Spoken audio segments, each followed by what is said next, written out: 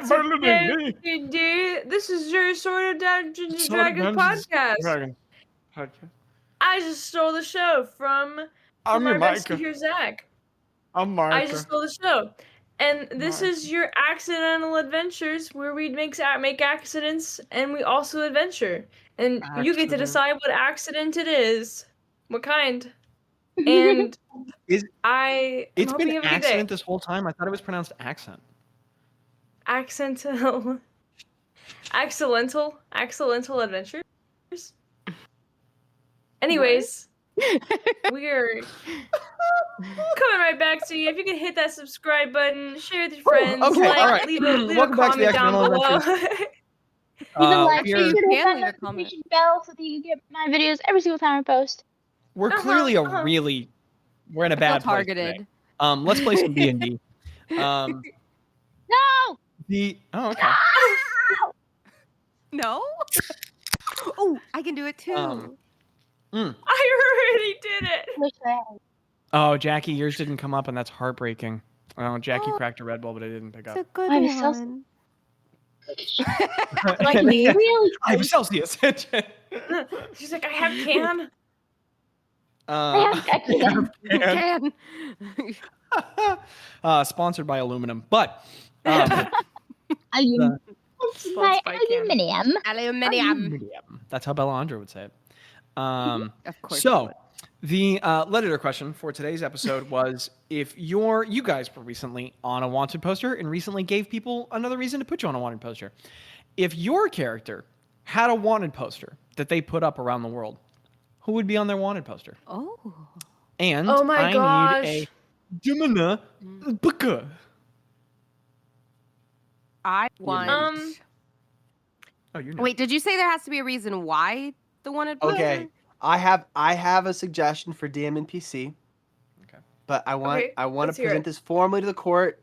Formally. Zorgrim. I want to know who Zorgrim would put on a wanted poster. I kind of do too, actually. Like, if this guy was If going allowed. around the world putting a wanted poster up, I want to know who it would be. For one person. One person. Oh, okay. It's just you know what? Gretta. I thought of this question as multiples, but now I like the idea. I like the idea of it being one. You can put one. I love that. Who's your one person you wanted poster? Okay, Zorgrim it is. Does it have to be like? Can I say like? Can I put up a wanted poster, but it's like? Help wanted. No, it's like. Instructions like unclear. Hired fencer. I want them to be very nice to the person. Like, I don't want them dead. Oh, a wanted poster, not for like a bounty or someone you want harmed or brought in, but for someone you wish well to. Like you want them. I put those up. So, like, I want to hang out with. Everybody knows those. Yeah. Want to hang out.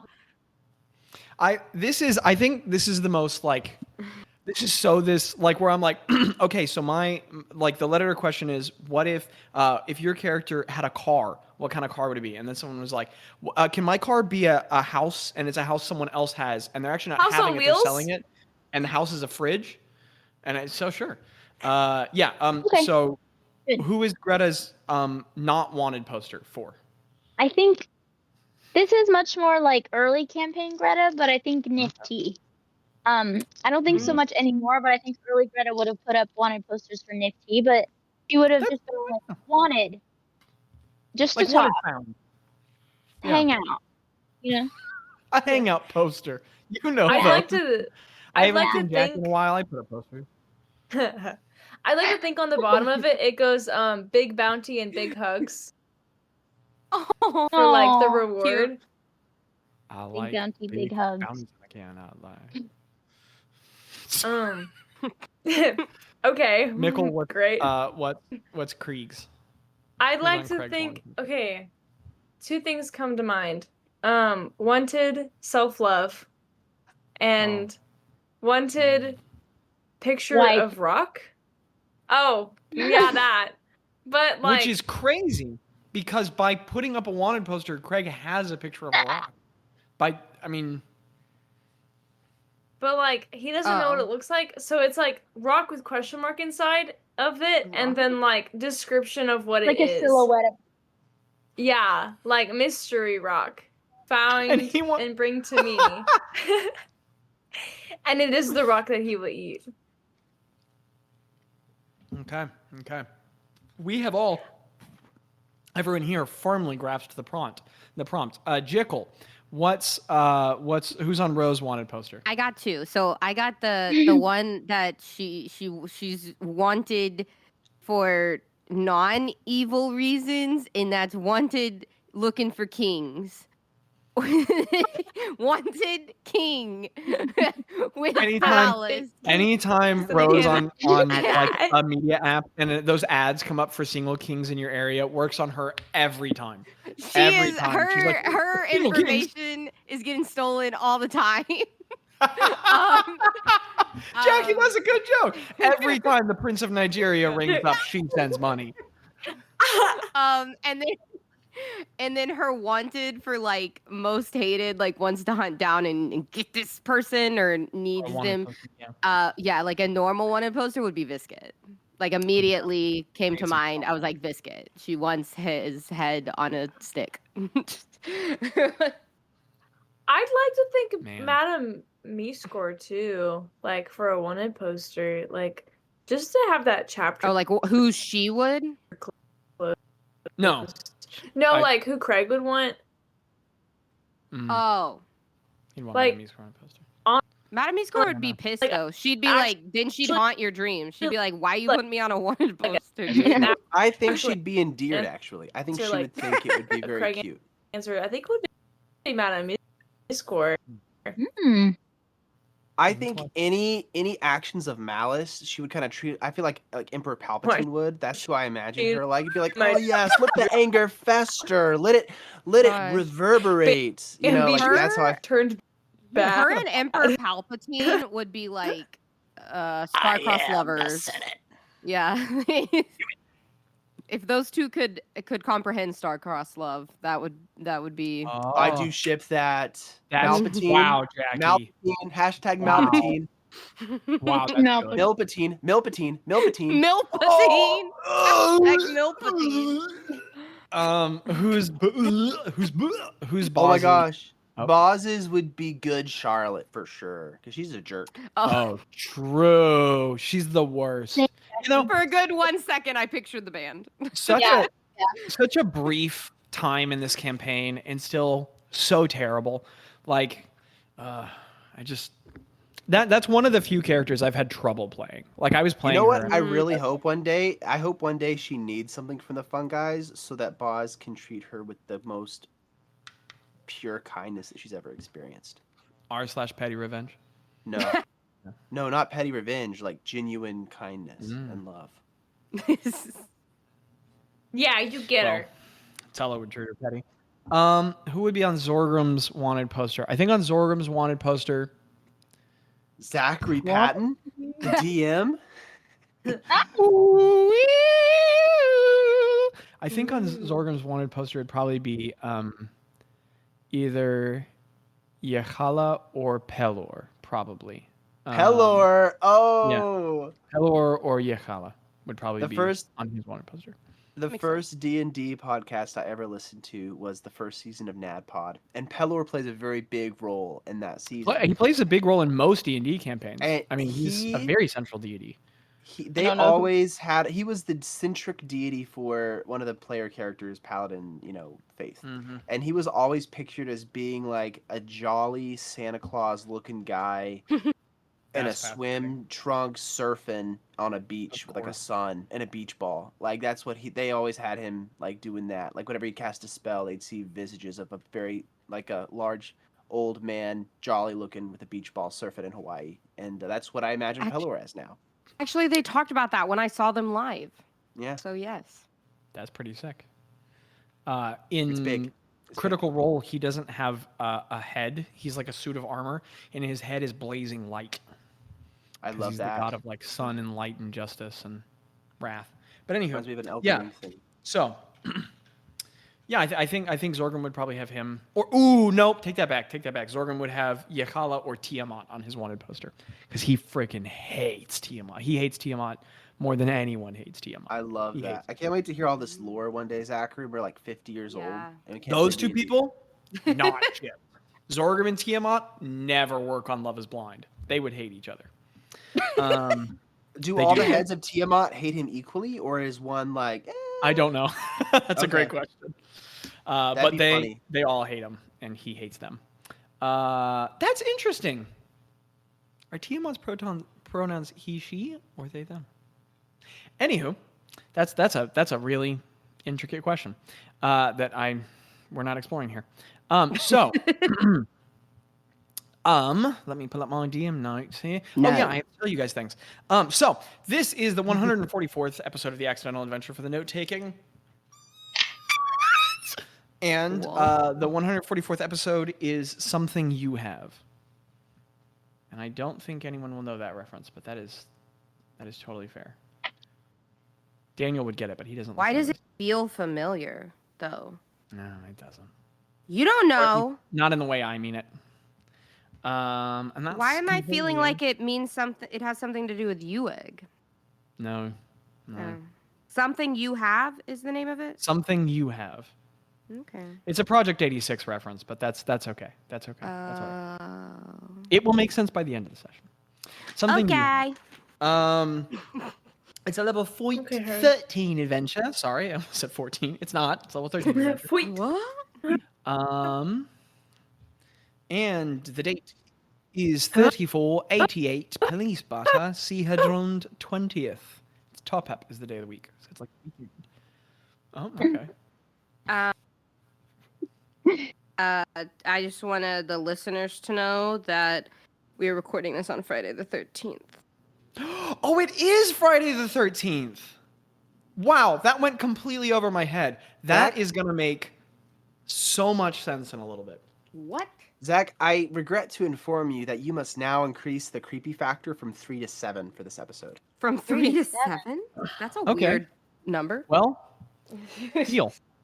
That's also, we have to get tattoos now. Right now, everybody has to go get a tattoo right now. Yeah, but they don't do $13 tattoos anymore. They're all like $113 tattoos, which I get. In this economy. In this economy, but like. Can you all hear the music?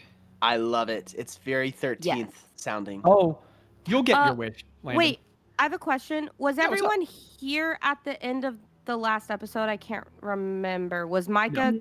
Micah was not. Micah has no idea what happened. We need to give her a little. Wait, what happened? I'll pause the music while we do a recap. Sorry.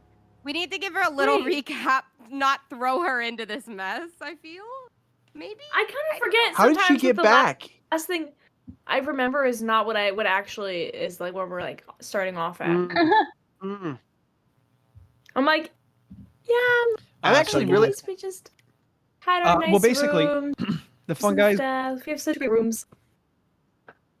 Yeah, the fun guys were in. Oh my goodness, that's where you left off. Yeah.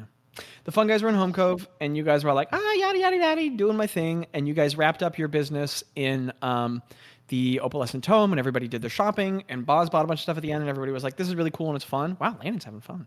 And then they were like, we want to go visit. I think you guys were headed to go see Tesha. Anyway, they disguised themselves like pirates, and then they walked down to the dock. We were going to see. We were great pirates too. Bazz had a really great pirate accent, or at least he thought he did. Yes, they looked like parrot pirates, and they were going to see a guy selling stuff, Advert, and they found him, and they bought some things. And to go along, Gretta was turned into a cockroach, and she was sitting inside of Rose's cloak.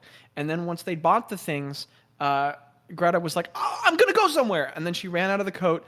And then into a very busy street, which we were talking about the whole time. This is no shame, Abby. It's just the context. And then we rolled a die, and it didn't go good, and Gretta got stepped on. So then she turned into Gretta in the street, and everyone was like, that cockroach turned into a lady. And then everybody turned around and was like, holy crap, that's Gretta Smallstar, the super famous adventurer. And then a crowd started to form, and some Kefkin guards were like, what's up with that? So they started to walk over. Then the party was like, oh, gotta get out of here. So then Bazz just stayed disguised and left. Ro and Gretta ran into a butcher shop where they started to get cornered by fans who were like attracting guards. So then Ro was like, teleport. And then they left and went back to the ship. And then Bazz went back to the Opalescent. Point of order. Bazz did not leave until he realized Ro and Greta did. I did not abandon them at the butcher shop, Mike. Oh, yes, I said that very... Yeah, sorry. Yeah, that came out in the wrong order. Bazz was very much in it until they were gone, and then he... Yeah, sorry. Did not mean to paint him like the villain. Bazz stayed disguised. Well, so did Ro. But then people kind of figured it out. Then you guys got back to the tome, and then I forget it was Treeside the next day. Or yes, yeah. Kanajay has a what is it, like a tree staff? It's in the Dungeon Master's Guide. It's a staff that can turn into a tree, and Bazz tree strided through that back to the ship. So now everybody's back on the ship. Okay, so we were not caught by Kefkins. I mean, we were seen, we were spotted, which is not good. But like, you have very much left Home Cove behind, and the Kefkins know you were there for a time, but you've wrapped up most of your business there. You left. You're back on the ship. Also, something I just realized, I don't know what kind of Kefkin propaganda is going on, but like everybody that saw Greta was like, please don't kill me. Please don't hurt me. I'm sure you're so-and-so. Like, please don't hurt me. Like over and over again. So like they think we're bad people. No, they said like 4 times. They were like, what are you? They were like excited. They were like, help us. The guy who stepped on the roach was like, oh my goodness, I'm so sorry. Please don't hurt me. Oh, okay. I misread and then everyone else was like, oh my goodness, you're the fun guys, and got really excited and kept saying, okay. Like they were like, I misread it then. Sorry. My bad. I thought a couple people were saying, please don't hurt me. It's also been a week. It was Craig. He was really confused. Well, this is a different session. And oh, how different it is. It's so wild that it's Friday the 13th. This is fascinating. I don't like this. What's happening? You're on the poor bet. Why did this? It's not the 19th why did the mood change? When you left. It's the 20th and it's the next day. Yes, Jackie. I couldn't remember. Did Kanajay come to the ship? No. No. You all had a long rest, so if anyone needs to refresh abilities, beautiful. You can. Everyone's had a long rest. And it is the night. It is the night. And you all are in your bunks. You are sleeping. It is the night of when you all returned, so there's not really any magnificent mansion. You know, people had to go to sleep in their bunks because that was expended. But that's okay. Yeah. Could be used later. Makes sense. And everyone is asleep. That is what is happening. The Bazz is trying to contact the Moon Maiden. I don't know what you're talking about. The Moon Maiden. Yeah. That's Rose God. Well, and so before we get lost in that, people are in their bunks and they are asleep. We'll come to that in a moment.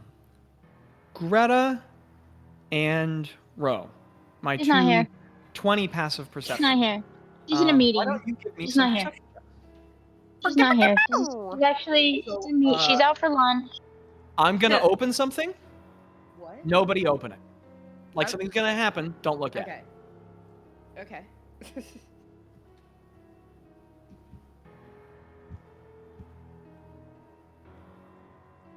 Don't let it be the shirt.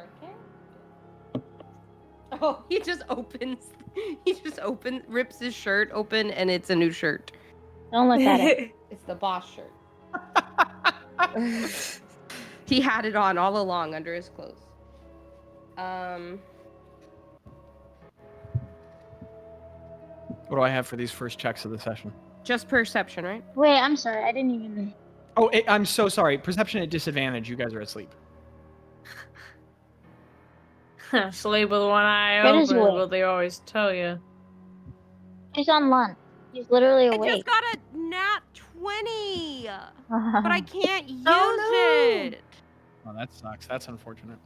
Can we count that towards anything? No. Oh, no.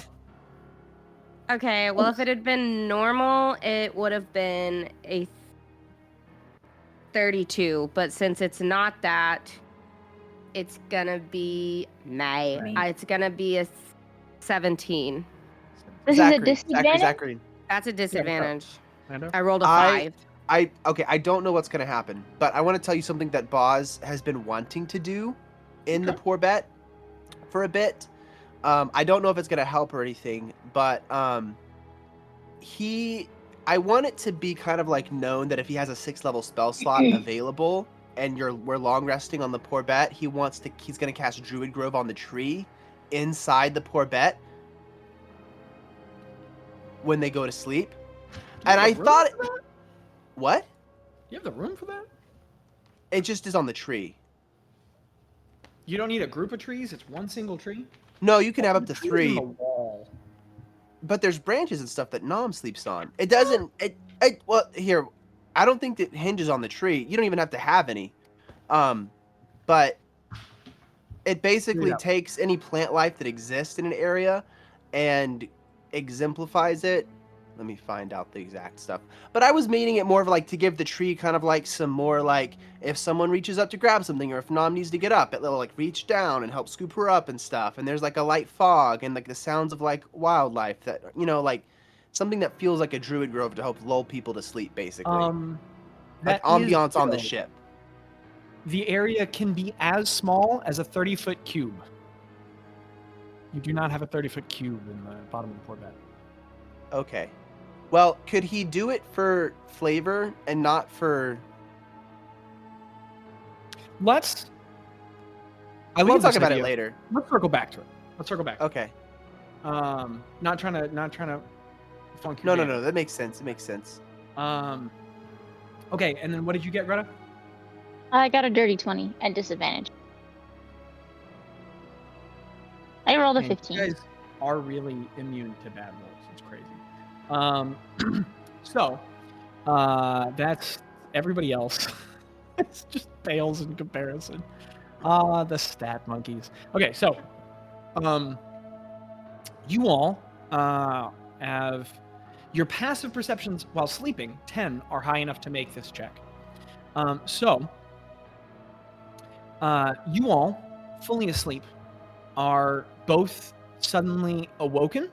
Not like, oh my goodness, startled awake, just like you're both kind of roused and you're in that liminal state of like just kind of waking up.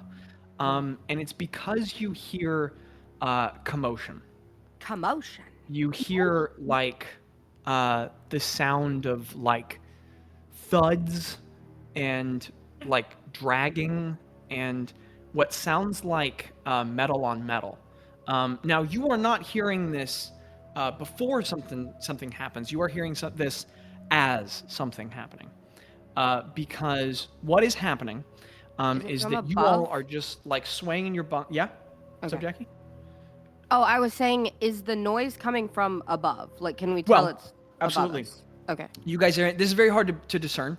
Yeah. You know, I'm coming out of nowhere with this very much. You all are in the lower deck of the poor bet, row underneath Bazz's bunk in your like little root bed. Bazz in your bunk. Greta across the way in yours. Hey, Zach. Yeah, what's up, bud? Or why did I say bud? Sorry, that was This teacher coming out. I want to approach something. Bazz Bazz is long rested. So he would typically have the opportunity to redo spells and stuff at the end of that. He right now has a really niche selection of like stone spells for the sea. He would have I would not be starting a long rest with the same spells, but I don't want to like I don't know. I'd like to choose I see what you're saying. What they want to be before I find out what happens. But you're saying I wouldn't have ocean spells. Exactly. Like I wouldn't know what's happening, but I wouldn't have ocean spells. If you want to make some really quick reselections, I'm fine with that. Yeah, real quick. Okay. I trust you. I trust you guys. I trust you not to metagame. So, anywho, noises coming from up above. You and Greta are not shocked to sudden awakeness, but kind of coming awake. You are rousing to wakefulness as there is a sudden sound and motion. What is this song? I love it. Ka-ting! And the door above you, the hinge door, swings open, the trap door, very violently and suddenly. And you're really the only two to like perceive it. Very momentarily, other people will be awoken, but in this moment, the only two really perceptive enough to be roused from sleep before it even transpires are the two who could hear the muffled noise through the deck. And as you and Greta like kind of sit up in your bunks and you're confused, the door flies open, a noise that begins to wake everyone else, and thudding to the floor next to you is a creature you know well. It is about a 4.5 foot tall purple fish person in heavy, like sort of studded, strapped armor, and they have this spear in their hands, this vicious sort of like dark purple tuna-like look and broad eyes, and just slamming into the floor. And the moment the door opens, there's much more noise. You can hear shouting and swords, something that sounds like a spell going off, and one of them just shouts, and vaults across the deck, and is going to, this is their turn on a surprise round. Things are bad. They did very well on stealths and whatnot. It is going to jump across the way and take an attack at Craig, who is only just now awaking. I'll say that the noise gives him enough of a chance that he has, something here. So they're down with us now. Yeah, one just entered the lower hold. Just one? And or do we know? The other one on the same turn, jumping down the stairs behind it, of the same make. You guys remember these as Kuo-toa crushers. Big, muscly, thick Kuo-toas. Is going to turn around and take an attack at... going to run around this way and take an attack at Gretta. The one at Craig is at advantage. The one at Gretta is not. She has woken up. Everyone is very much awoken. And right after this happens, everyone will roll initiative. Holy crap, Micah. I completely forgot about that. Remind me, what is your protection feat? So, when a creature I can see attacks a target other than me that is within 5 feet of me, I can use my reaction to impose disadvantage on the attack roll. And I have to be wielding a weapon. Yes. And very importantly, first of all, Micah, that's slick. Way to know your stuff. Why don't I clarify the situation a little bit? One more question. I'm sorry for all the questions. And Is there why a do little boats start in full tilt when it's on its side? No one knows. Wait, what? What did you say? Oh, camera the is Discord. Capable of starting at a side angle, no matter if I have it on. I thought you said the boat was at a tilted angle, and I was terrified. And why is it at a side? No. I don't know, but there's water This is not everywhere. the level of artistry you guys are accustomed to. I apologize. I had to do it in a bit of a crunch. I love it. But this is the lower deck of the poor bet. These are the rings where you guys have holdings on the side. This is where Spagoober sleeps. These are each of your bunks. I didn't get to draw them in total detail. Also, the tree should kind of be over here, but this is where we're going to put it for now because it spatially makes sense. It's what I've got access to. I'm gonna answer questions in just a second. Okay. These figures are next to each other. They're kind of on top of each other, but I can't represent that. So sleeping on the upper bunk is Bazz. On the lower is Ro. This is Craig. This is Ploff. Green for Greta, yellow for Tello. Greta's actually underneath. Yada yada. That's where we are.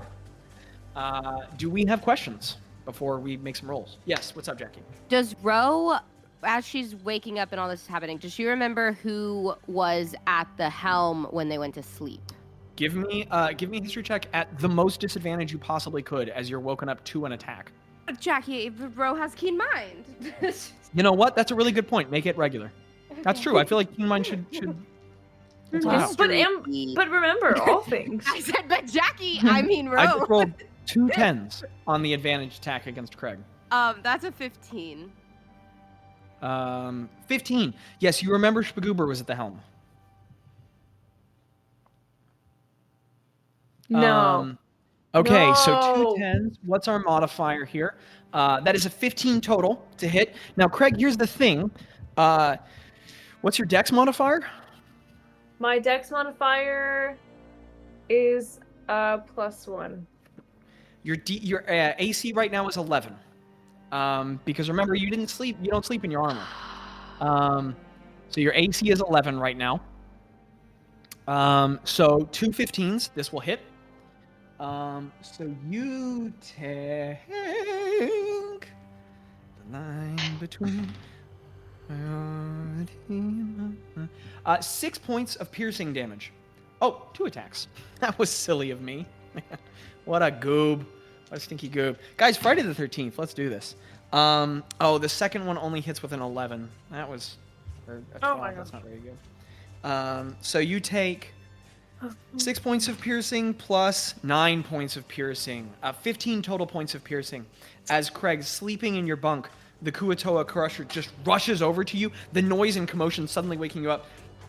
And as you sit up in your bunk and it sways, a spear comes overhead and just Oh my gosh. stabs down at you. You grab it a little bit and your strength helps repel it, but even with the amount of distance you can break the momentum a little bit, this tip of the spear just into your chest. The sort of wound which would just be immediately fatal to someone who didn't have 2 inches of pectoral. But as your chest catches part of it and your hands the rest, you like shove off the spear and you are suddenly awake and having been stabbed. Greta, your AC, you can have your cloak, so you're fine. Your AC is your AC. I'm a 19. This is an 18 to hit. What does it look like as a Kuatoa with a spear does not hit you? We'll say that piercing and like and like as can I say that he like stabbed her? Is that what he did? Like hits you with the spear, absolutely. Well, he like goes and just like rolls out of them, like not gracefully. Oh, just, sick. Yeah. like- Also, this is the tiniest thing in the world. Could you tilt your camera down a little bit? I'm only seeing like just your like mouth up. I know. I kind of like it. Oh, okay, never mind. Understood. Yes, ma'am. So as the spear comes down at you, Greta, you just very suddenly like wake up and roll out of the way, hitting Tello. Or no, you're under him. Sorry. As you roll out of the way, the spear just into the floorboard. Can I guess it's not. I was gonna say I want to like yell really loud, wake him. Absolutely. You yell. Everyone is definitely awake. Why don't we roll some initiatives? Okay. Yeah. Ooh.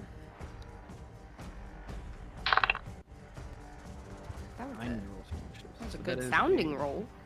I got a dirty. Dirty 20 for Greta. Hold on to yours for a second because I need to handle some other initiatives. Sorry.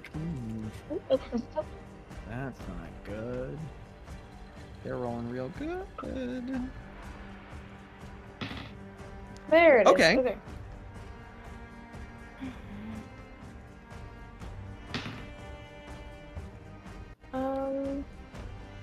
Oh my gosh, I know we say it every time, but initiative is Dex. Dex. Oh shoot. That's okay. Just literally just like today, right now, clicked in my head 6. why it's dexterity, because it's like it's how fast you can like move. It's how fast you can like. That's why it's dexterity. Yeah. Well, it's like how. Yeah. Yeah, totally. Okay, so Hello and I got. that. Tree got 17. There are so many pieces to this combat. Bear with me. Ooh, Ploff rolled real high. Goober did not. Okay. So 20 to 25. I'm just gonna be an honest player here, and just a little bit of your book is showing on the. I can't read it. If I blew it up, I might could. That is but really, a little bit of your book is really sweet, fair. Jackie. It's just the color tiles that correspond to people. But I can't really I see it, but I didn't know if appreciate you were that. worried about it. No. And see, that's teacher, you forgot the homework in the best way. Thank you. I was snooping. I'm just kidding. For that, Can't see it. for that honesty, please take inspiration, Jackie, if you don't have it already. So 20 to 25. Who got within 20 or 25? No one. Maybe not I even did. specifically I'm sorry. Tello and Greta who rolled those just then. Sorry, yeah, sorry. Okay, so Tello with 22 is at the top. And then Ploff rolled amazing. She got a 21. Plop. And then Greta got a 20. Who's in the 15 to 19 range? Bazz, what'd you get? I got a 15. Okay, so that means that it's Billfree up next. With his... Oh, nope, shoot. That. Then it's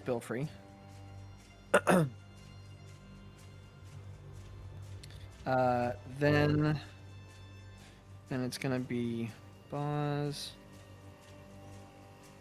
15. Okay, excellent. Then let's see. Then it's them. Okay, what did Craig and Ro get? Oh my goodness, words. I got an I got a 8. 6. Oh hey. Let's go, low rollers.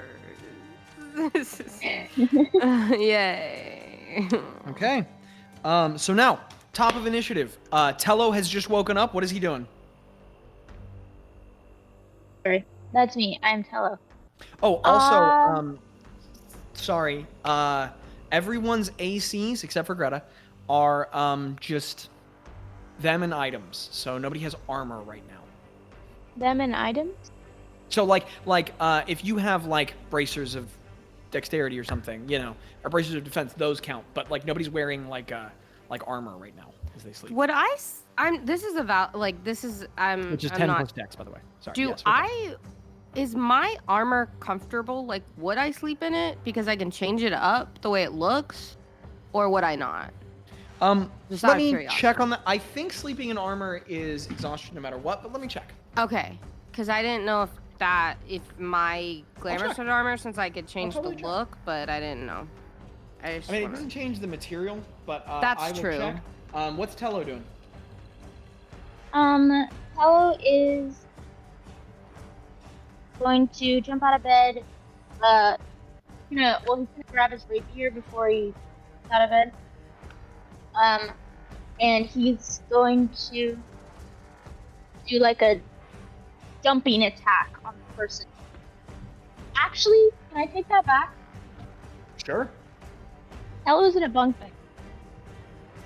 Yeah, he's right above you, so you're like here on the floor. He's above you in the hammock, just waking up. Oh, okay. He's in a hammock.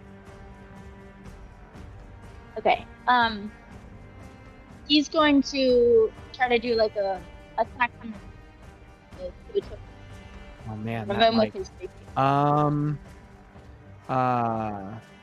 That bad? No, I just didn't hear any of what you said. Ooh, Oh, I'm excuse sorry. me. Sleeping in light armor. Light armor does not cause exhaustion. So, Ro, your studded leather is light armor, and then Bazz, what do you wear? Leather, so I still have mine. Yeah, so you and Ro can sleep in your armor if that's a thing you do. Yeah. Which at this point I understand why you would. So it's just Craig. So sorry. Okay, so Abby, I just didn't hear you with what Tello did. I think you did something with a sword.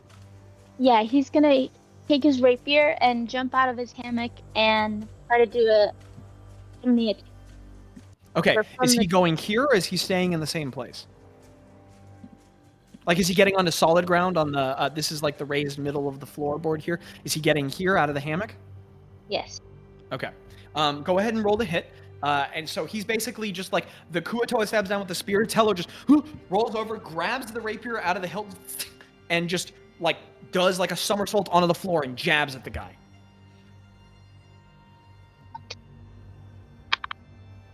Oh. 15. 15. 15 will hit. Okay. Roll for damage. 15 will just hit. It's a Ooh. 15. Roll for- Hey, Zach, am I next, or can I go grab just a drink real quick? It's downstairs. Yes, yeah. Packaged. Please. Okay. And thank you guys for rolling with this. I know this is crazy right off the bat. Can we put in the chat the initiative? Or do we not know Yes, fully I yet? can do that for you. So why? I kind of have it written down if you want me to attempt. Because I don't know if the Kuatoa Oh, is... Zach is doing it. Oh, got a 12 on damage. He rolled 8. Wow, that's awesome. Give me just a second, Micah. I need to focus on this, but I can try and type it up in a second. I understand. No, A you're 12. That is excellent. Okay. Math. I always forget that I have to do math if I want to DM. Okay, awesome. So Greta, as Tello grabs the, or Abby, as he grabs the rapier, it's like one fluid motion. He reaches the hand of his shoulder, and the motion of him pulling the rapier out of its sheath is the same motion where he rolls out of the bunk. And Oh, cool. it can be pretty awesome sometimes. And as he rolls with the blade, out of the bunk. He like rolls over on the floor, and the Kuo-toa barely has time to turn its head before he like drops down into a lunge, jumps up. And do you guys know what a Superman punch is? Mm-hmm. A Superman punch is where you jump and you punch someone from above them. He like does that with the rapier. He, like, That's what I wanted jumps him to do. and like, Yeah. and as he jabs it, he just punches it right into the gill on the Kuo-toa's neck. It's just one little quick little, but as he does, he's killed a lot of these. That silvery blood it splurges out of the wound, and he sort of like stumbles around for a second. It looks like that hurt him. He looks a little wounded. Next up in initiative is someone. So, okay. Don't worry about that. Next up in initiative is you, Greta. Okay, Mika, Greta I'll is. put the initiatives at the end of this, just because there's people you don't know about yet, and I'll have a full list for you in a second. Yeah, that's what I Before was we do kind of anything feeling. I was else, like, wait, can I I do don't one know. thing actually? I just need to do one thing if we can. Oh, I didn't have a crisp. Oh, I wish that had come up on mic. Man, the crack ends the session. It is Friday the 13th. It didn't crack. There was no crisp crack. I'll have another one. No. I'll try again later. No. I'll try again later. Chris Hey, Pratt? but here's the deal. Did If you that know one Chris cracks, okay, I have one more He's in can. everything. I have one more can, and if this one does a crisp crack on Mike, Bazz gets inspiration. Okay. Okay. Greta is going to do this thing that I'm going to describe. She is going to. You're the best. Thank you. She's going to touch a creature, and that creature must. She's going to cast bestow curse on the Kuo-toa closest. She's going to reach out and grab his ankle. That's sick. Is that a saving throw for me or a spell attack for you? That is a wisdom saving. What is that? I love my dice tower, but it's fun rolling it on the map. Well, I don't mean to ruin your day, but that's a 3. So does that beat your spell save, or what's the? Yes. Let me figure out which one I want to do. Okay.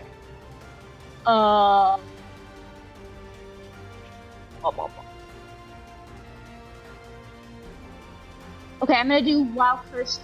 The target must make a wisdom saving throw at the start of its turn. If it fails, it wastes its action. Doing that. Man, I just get 3/4 of what you say. The target must I'm what? so sorry. Wisdom saving throw at the start of each turn. If it fails, it wastes its action and does. That's awesome. Okay, understood. It is cursed in that way. I'm gonna put a little hexed ring on him. Micah, you said your belt that storms up damage? Refraction. That's a shield, so you can just pick that up on your turn. Wait, refraction is Godspeed? Yeah, God, yeah, that yeah. makes- And also, that that makes one is sense. that one's not a belt either. That's a gorget. That's like that's armor. Wait, so hold on, I misunderstood. Thank you for the clarification, because I Gorget. think I I got your back, misunderstood. dude. I got your the back Gorget. every single time. Yeah, so Gorget. that's a shield. You can just pick that Gotta shield go up. Okay, Greta, that's sick. What does it look like as you just reach up and just bestow a curse on this guy? Sorry. I didn't mean to get- She's gonna like grab his ankles, like reach out, grab his ankles, and she's just gonna want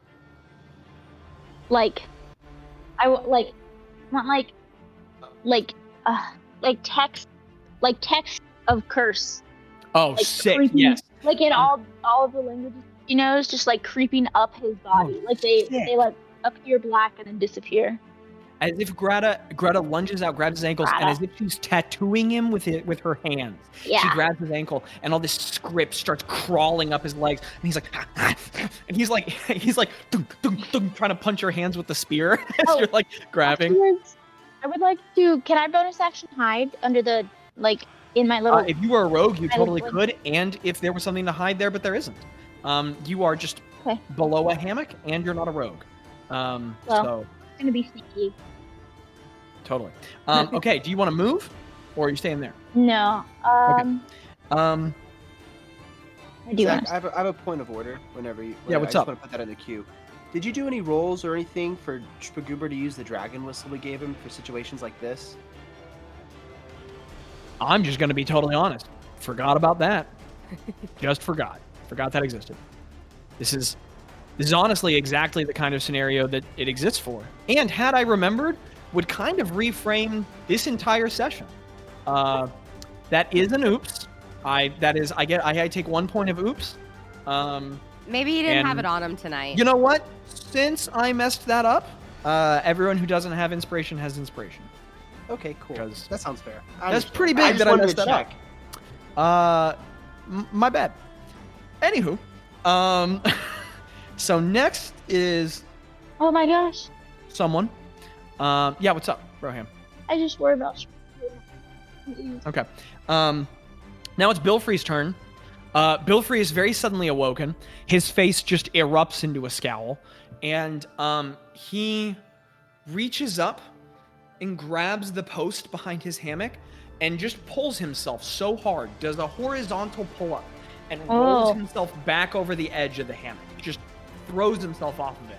And as he sort of like backward somersaults on the ground, he just picks up the hand axe behind him, the battle axe, right up out of the holster, and just swings at the back of the Kuo-toa over here.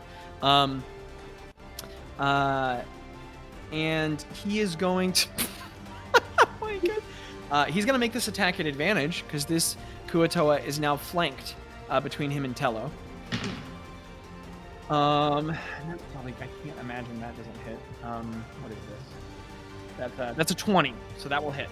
And so he is going to deal 7 points. Oh, he has. What am I doing? He has 2 attacks. Oh, and the second one's a nat 20. That's a crit for Bilfrey. So he's going to deal 7 plus. That's 7 plus 12 is 19 plus 3 is 22 points of slashing damage. Holy cow. Okay. This Kuo-toa is looking bloodied now. As right after Tello jabs it, it stands up and it lifts the spear again to bash down at Gretta. Bilfrey does that roll, and the Kuo-toa looks over it concerned. This Kuo-toa was 4 or 5 seconds ago the sole attacker of sleeping people. Now it is pinned between 3 enemies, and Bilfrey takes 2 huge hacks and just gouges into its back. He breaks part of its armor, slashing it open, and he actually punches through the muscle over the shoulder blades. The Kuo-toa drops its left arm, not being able to hold it correctly. It is covered in blood. It's having a bad day. Next up in initiative is Bazz. What are you doing, Bazz? Yeah. So which one is Bazz? Can you point out? Bazz is red. I have Bazz. So he's at the very. Where's the hatch? So yes, sorry, I didn't explain it super clearly. This is the ladder right here. So the hatch is up above you right here. So I mean, this is Bazz is gonna go up. He's gonna go up. Okay. He doesn't have a climbing speed though, so maybe we should calculate that out first. 10. Well, it's a ladder. I'm not going to reduce your speed from it. I do have my jingly shoes though, so that makes me go fast. So I boots that jingle jangle. If that makes sense. And you sleep in them. I love it. So his Bazz out of his hammock and edges through this way up here. You are going to take an opportunity attack from that Kuo-toa right there. But brace yourself. It's a 7. So how do you dodge his quick jab with a spear? I think Bazz is, like Way of Drunken Fist monks are just so like weird. You don't really know what they're doing. Yeah. I feel like Bazz is Way of Sleepy Fist druid right now. And I feel like he's just kind of bumbling and like he's not really making sense. and as you sort of like you kind of trip and you're like waking up stupid like and the guy just stabs where you were. And it's all one fluid movement, like fall out, climb up the ladder. And the Kuo-toa for a second just goes just surprised and impressed. As you go up the ladder, you see the rest of the ship. Zachary, I love a cool battle map. Zachary Patton. Thank you. Let's go. Thank you. The rest of the ship is up deck. Cool. As you go up the ladder, we have a DM, guys. We have a DM. I'll put you. What's the best place I could put? Here. You do not take an opportunity attack. So you come up the ladder, and as you get up, on the upper deck, there is a Kuo-toa crusher here. 2 Kuo-toas that you remember from the past when you were... Bazz was gone. No, you don't know any of these. Okay, so there's a Kuo-toa, another buff Kuo-toa with a weapon here, another buff Kuo-toa with a weapon here. Here are 2 more nimble Kuo-toa, which are kind of like dressed sleekly, and they have like a bonus action hide, for instance? Perchaps. And there's 2 of those there. Spagoober is at the helm, trying to start wielding spells. He's got his book out and keeps strapped to his side, and he's just desperately folding through it, never really having seen a moment or not been conscious for a moment like this before. I'm desperately trying to uphold the mantle of the heroes that he protects. Ploff is fighting with one of those buff ones right here. Right here. Oh, okay. I didn't mean to flick that with my finger. He falls right overboard, here dies. he falls overboard and dies. These two are Kuo-toa. They are dressed like the priests you've seen in the past, but both of them are more heavily adorned.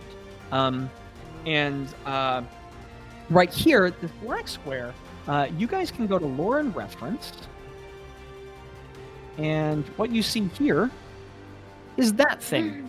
It looks what a like cutie. a dinosaur What a crossed cutie. with an anglerfish. Oh! With a huge bipedal, like fish reptile with a long sort of eel-like tail. There's fringed spines that go down its back. Its mouth is one giant jaw with like a sagging, hanging throat, like an anglerfish. It's two small eyes to either side. It has small, tiny arms, and riding on its back, symboled by this gray-black stone, is a Kuo-toa that's like dressed sleekly with like a spear and a longbow. And there are like special tattoos kind of carved into his arms, riding the creature. That's what you come up to upper deck. What are you doing now? Bazz casts Conjure Animals at the 7th level. Please, I beg of you, no. And I know that was a joke, but I beg of you, no. No, don't worry. It's not gonna be that bad. not You put only more need tokens on the 2. You just need 2 tokens. That's it. Just 2. Is that actually you're really? Wait. doing that? No, maybe 3 actually. Let me reread it. Oh, that's actually the spell you're casting. It's like, One oh beast. no. So at 7th level, it's 3 times. They're Okay, all yeah. casts. So 7th level, I need 3 tokens. Oh, you're actually And doing... at 2 on either side. What's the front of the ship called, Zachary? Prow. The prow. And what's the back called? Back. Face. The back.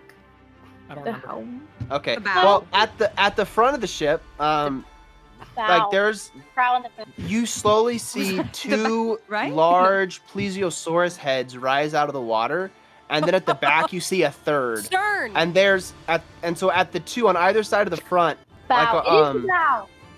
there's 2 stern. plesiosaurs right there. A little bit closer, like in the middle, like closer to like the 2 dinosaurs. Yeah, right. Up a little bit. Sorry, probably right next to the lower white token, if that makes sense. No, sorry, Zachary. The other one. The one on the right. Oh, here. I'm sorry, Zachary. This is me.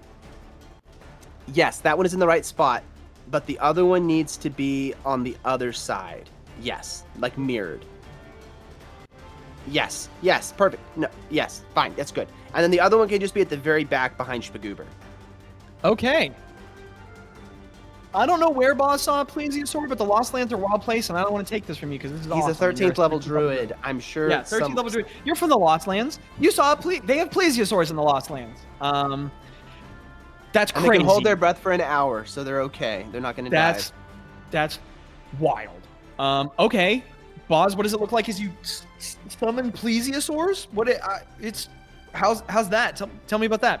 Bazz has a moment where, like in the Avengers where like Iron Man, like his mask comes on and stuff like that. Bazz has a moment where like he says like the Sylvan word for defense, and like the lightsaber of whatever erupts, and like his like druid's defense shield comes on, and then there's like a flash of something, or the water rumbles and these dinosaur heads come up. Okay, so Bazz runs up deck. Druid's defense grows out, and as he spells cast, all these roots like kind of grow up his neck and sort of around him, and like the sound of the Druid's defense like reverberates like thunder, and then as if responding to the call, out of the water, 3 tubed, long-jawed, cross-toothed plesiosaur heads raise out of the water. That's crazy. Wow, that's D&D's nuts. I can't believe you chose to put more tokens on this board. At least they go on your initiative. They do. That's your whole turn, right? Yeah, they attack now. Okay. Yeah. So they're... Did you wanted this one? Did I put this one in the right place? It needed to be 1 square higher. From what When I you wanted say to be... higher, do you mean this way? Yes, I do mean that way. Sorry. And this one here? No, that one was actually in the right spot. Okay. Higher to me is reversed. The camera's backward to me. Got it. Okay. Alrighty. So one, they are large beasts, so I don't know how far they need to move for their neck to be able to attack. But I was wanting the one on the left to attack the upper priest, and the one on the right to attack the other priest. Yes. Okay, sick. Absolutely. Give me 2 attacks. So they do. I didn't know I was going to be dealing with plesiosaurs this session. They have a +6 to hit. Let's hope it works. That is a 19 on the first attack. Okay. And a 20. What was the bonus? +6. 24 on the second. Both will hit. All right. So both priests will take an attack. The first one, it is 3d6 + 4. Okay. That's a lot of damage. That is 18 on the upper one. Wow. And 11 on the lower one. And then the other one is going to is going to swim around to the rogue and take a shot at him. He's going to. You know what? He totally can because he can go under the boat. So there's totally space for that. Okay. So he goes over there. Merges there. That's sick. Imagine being that Kuatoa and just like a plesiosaur, you're like, oh, and then the head goes down, you're like, oh, and then as it comes out up to the other side. He rolled a dirty 20. That's awesome. Also, Landon, help me remember. I don't think so. Conjure Animals isn't concentration, right? It is concentration. Yes. Oh, okay. So if I take damage, I have to roll a save. No, it's okay. It's okay. I'm gonna put a little concentration ring on. What was the roll to hit? A dirty 20. I believe that hits. I can't imagine that it does. It does. That's super hit. Roll damage. I'm so relieved to hear that it does. Plesiosaur does 14 damage. Great. 14 damage. And it's piercing damage, if that matters at all. Yeah, and it's absolutely. not magical. Well, no one asked, and I'm being a did you know guy right now, but plesiosaurs were piscivores, we believe, so their teeth were very long and conical. They're what? They're what? What are they? What did you say? Episcopalians. They're Episcopalians. Oh, sorry. They're Diet Catholics. No, that's Luther. Sorry. They're Piscivore. They eat the piss of pigs. I'm just kidding, Jonathan. Piscivore? Anywho, I shouldn't have said piss. They eat fish. So they have long conical teeth like a gharial. Anyway, they bite them and it hurts and it does damage. So. Sorry, Zach. That was 14 on the road, Zach. Hey, I walked into that one. These 3 guys lick damage. Okay. Care about your animals. Next in initiative, it's the Kuatoa Assassins and the Crushers. So this Kuatoa he's got an enemy on deck. He's gonna throw. This little Kuatoa of mine. Gonna throw a dagger at Bazz. This little Kuatoa of mine. Bazz, what's your AC? My AC is my thing. Oh my god. Oh my goodness. 1 second. Let me. No, what's up? I get half cover from ranged attacks because of my druid's defense. That's amazing. So that's been there the whole time. What did I do? What does that mean? That gives you a bonus to your AC. Is it +1? That's a part of druid's defense? No, it's formidable foliage. Sorry, no, that's not. That's formidable foliage. Sorry, never mind. It's okay. Never mind. It's okay. I got too excited. 21 to hit. 21. That is my AC. Oh, now I feel bad. Okay, so you take 5 points of piercing damage as a dagger into your shoulder a little bit. Doesn't go particularly deep. Honestly, just kind of grazes you. And then you take... No. Oh, yeah. Give me a Constitution saving throw. Okay. A con save is +0. But I rolled a 16, so hopefully that's good enough. That is. You are not poisoned, but you do take 6 points of poison damage. So that's 11 total? That was 6 plus 4, 10. 10. 10. Okay. Yeah. So a dagger just like cuts by you in your shoulder, but there's like a pulse in you when you. Zachary. Yeah. I rolled a nat 20 on my concentration save, That's so that great. means I get my cohort of chaos triggers. What? So I need to roll a d4. It's my feat that I took. Oh yeah.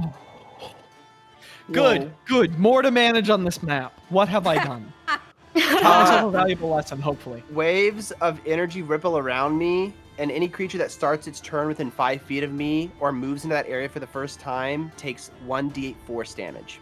That's crazy. We gotta get away from Until the do you start wanna- of my next turn. Well, no, do you until the wanna- end of my next turn, sorry. Do you want to describe that for me, Bazz? Yeah, so Bazz gets hit by the dagger, and I feel like, you know, like when you see like poison go into somebody's veins, and it's like, I feel like it's like, vein. oh, his veins turn a different color. I don't know, imagine something like that, Yeah, but yeah. like traveling up and then like getting just like pushed into his eyes, and just like he just like, Oh, and then that's like sick. this That's explosion awesome, of Landon. force that like starts Yes. emanating. As the beating of your heart circulates the poison around your around your bloodstream, the varicose veins travel up your neck and into your face, and you sort of, and as there's that pulse, there's this out from you, and it'll happen to them. Oh, this is their turn. Also, as a reaction, I make the rogue do a saving throw. Zachary, you've built the one a who's monster. 15 feet from you. I know, but listen. I can make an attack. He has to do an intelligence save. Listen. Oh my goodness, you're No, too but funny. listen. No, but Okay, Mark, listen. that you've used your reaction. I will. What kind of intelligence saving throw? 13. he Yes. fails. He fails, so he takes 1d12 psychic damage. That's awesome. Bazz has so many different kinds of magic in him. It's only 3. It's only 3. Hey, that's hey, that's damage is maker. good.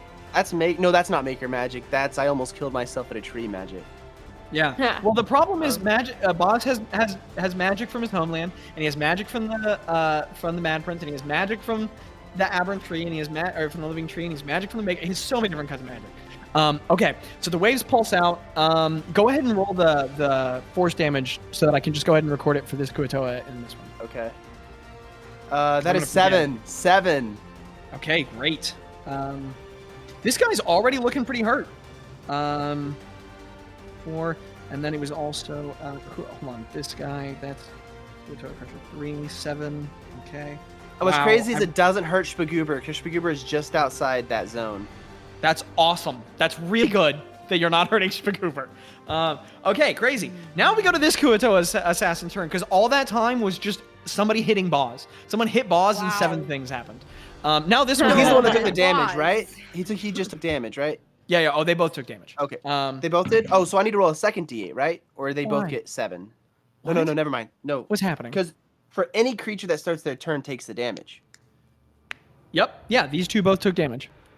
Yeah, okay, sorry. I missed my brain. Okay, all good. We're all good. Everything good. Sorry. This one has advantage on you, and rolled a 5 and a 2, so neither hit.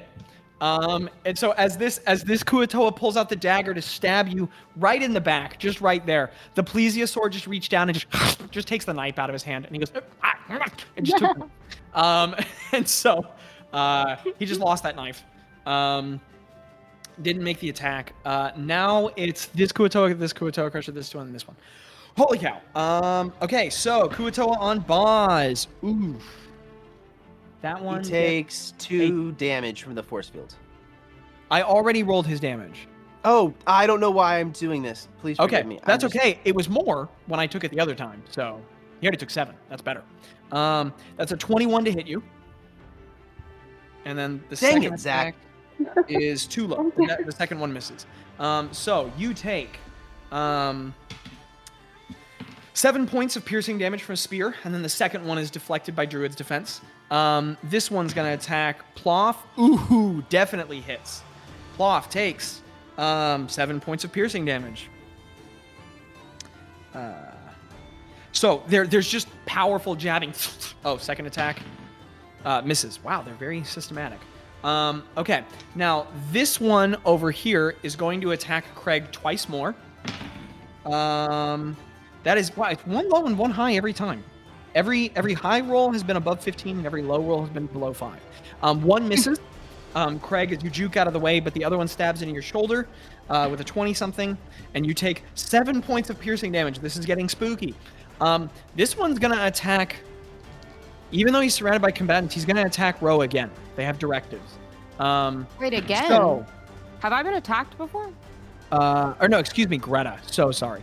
One's a nat 1. No, you misses. can attack me. I didn't mean to. It's not next to move you. That to Greta. One's a nat 1 and misses. So as he goes to stab, Tello just slaps him in the face. PM.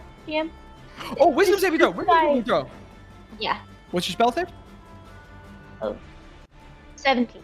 He fails. He takes no action. As he goes to reach up and stab you with the spear, the text just crawls up his face and he's freaking out. He's surrounded by enemies. He's having the worst day. Okay, awesome. Next up in turn is Ro. Craig's up on deck after that. I have a question. I have an answer for you. For what's been going on while all of this is happening in this like split second time, are the Kuatoa like yelling back and forth at each other and like talking or anything? Or yes, there were initial yells when they jumped down, so it sounds like shouts are being exchanged. Not currently, but they have been and they likely will be again. Okay, I think what Ro is gonna do, because she's like, why are they here? Why are they attacking us? And they don't. She's gonna, the ring on her finger, the band of ambassador. Ooh. She's gonna use it. She's gonna turn it, and like as she turns it, like gold and purple, like just start like folding through her hands and then up into her mouth. And she's gonna cast tongues on herself with the ring. And do I need to take like? It's not an action to grab my loot next to me or anything, right? No, I always the standing rule in our campaign is pull out a weapon as a free action because I just don't care about the economy of that, and it's so much better when you can just get to stuff. Yeah. So I'm gonna my loots that were there. I'm gonna like throw the soul mender on my back and have song splitter in my hand. Yeah. Is it a bonus action for Ambassador's Ring? No, it's an action. Okay. Well, it doesn't really say. It just says you cast tongues, and tongues is an action. It does not say. But it says you cast tongues with it, and I know casting but it specifies that you cast it by twisting the ring, right? No. Oh, okay. Does it? Let me make sure. I have the document right here because I just looked at it, but now I cannot remember. What is it? You're correct. It says, while attuned to this ring, you may cast the spell tongues on yourself once per short or long rest. It says nothing about... Okay, no problem. Yeah, if you're casting the spell, then it's an action. You interpreted it correctly. So you have your loots, you have your action. Is there a bonus action or any movement you want to use? Yes, I would like... let's see, who's blue? Who's the blue one across from me? That's Craig, right? Yeah. So I'm going to, as I'm picking up Song Splitter, my fingers are just going to like slide across it and give Bardic Inspiration to Craig, which, Micah, that's a D10 added to a roll. Wonderful. And then I think...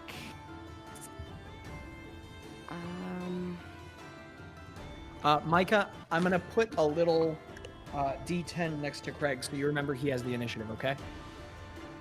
I have the initiative? Or the inspiration. The inspiration. Oh, I wrote it down.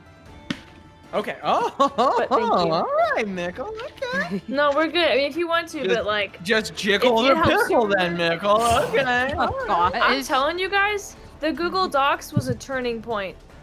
Okay. It was a turning point, so we're good. I like it. Okay. I'm going to, for my movement, I'm going to get... I can't go... I would have to... Like, the Kuatoa there is, like, blocking me to go up, right? I think I'm going to... You could slip by him diagonally and go around. There's an attack of opportunity, but you could go around. Yeah, that's the thing. I think I'm going to get, like, in front of him. Or, well, I don't know which way he's facing. But I'm going to get in the spot, in the space, like, just slide me over one to the right. Or to there. No, go forward. You're right. That's better. No, not the attack of opportunity. Just get near him. Yeah. Or is that still attack of opportunity? Where do you want to go? I'm so just confused. Right there. Just right. But if I go right next to him, is that attack of opportunity? No. As long as you stay in range of the enemy, there's no attack of opportunity. Okay, that's what I thought. So I just wanna get next to him so that in my next turn I can fight him because I kind of Awesome. want to go up, but I don't want to really leave everyone down here with these Great. two dudes. So Understood. Ro, that's your turn. Okay. Craig, you're up. Okay, so I would like to roll and like grab my shield. Okay. You know, like do Oh, that absolutely. whole move. You have it. I'm not gonna. Yeah, you have your shield. How long does it take to get dressed? Just curious. 10 minutes to put on full plate. Shoot, absolutely shoot, but that's okay. I would love to take my shield. What does that add to my AC? 2 more. So Two now more. your So- AC is 10 plus your dex plus 2. So that would be 13. Great. That's much better than 11. Much better. That is a lot better than 11. So I would love to try and fight off the bad dude that is In front of you. in front of me with Star Splinter? Question mark? Absolutely. You reach down a mercenary scabbard. The scabbard just leaned up against your bunk, and where there is no sword, when you reach down your hand, the hilt just appears, and you nice. pull Star Splinter out of nowhere. Mhm. Go ahead and take 2 attacks, Craig. But I need you to make them both at an advantage because Ro is flanking with you. Awesome. Is there anywhere I can like push him up against or no? Not particularly. Okay. You can push him up Unless against you're, Ro. No, I'm if you just use kidding. your action, if you use your action to grapple, to not do damage but grab, you could grab him and try and shove him into this wall. But No, if you're trying to that's use not- your that's weapon, not good. you're just using your weapon because there's nothing to I'll push just him use against. the weapon. Yeah. Yeah, it's gonna we'll do a little All flavor. good, dude. All good. But I like to say that he's wearing clothes, right? Yes. Can I I'm grab him by concerned the about that throat question. and then like hold up the sword and like? No, is that possible? What were you? I'll What? roll to attack. I'll roll. How to about we do that? attack. How about we do that? That's always a good place to start. That was cocked. So that's a 19 plus.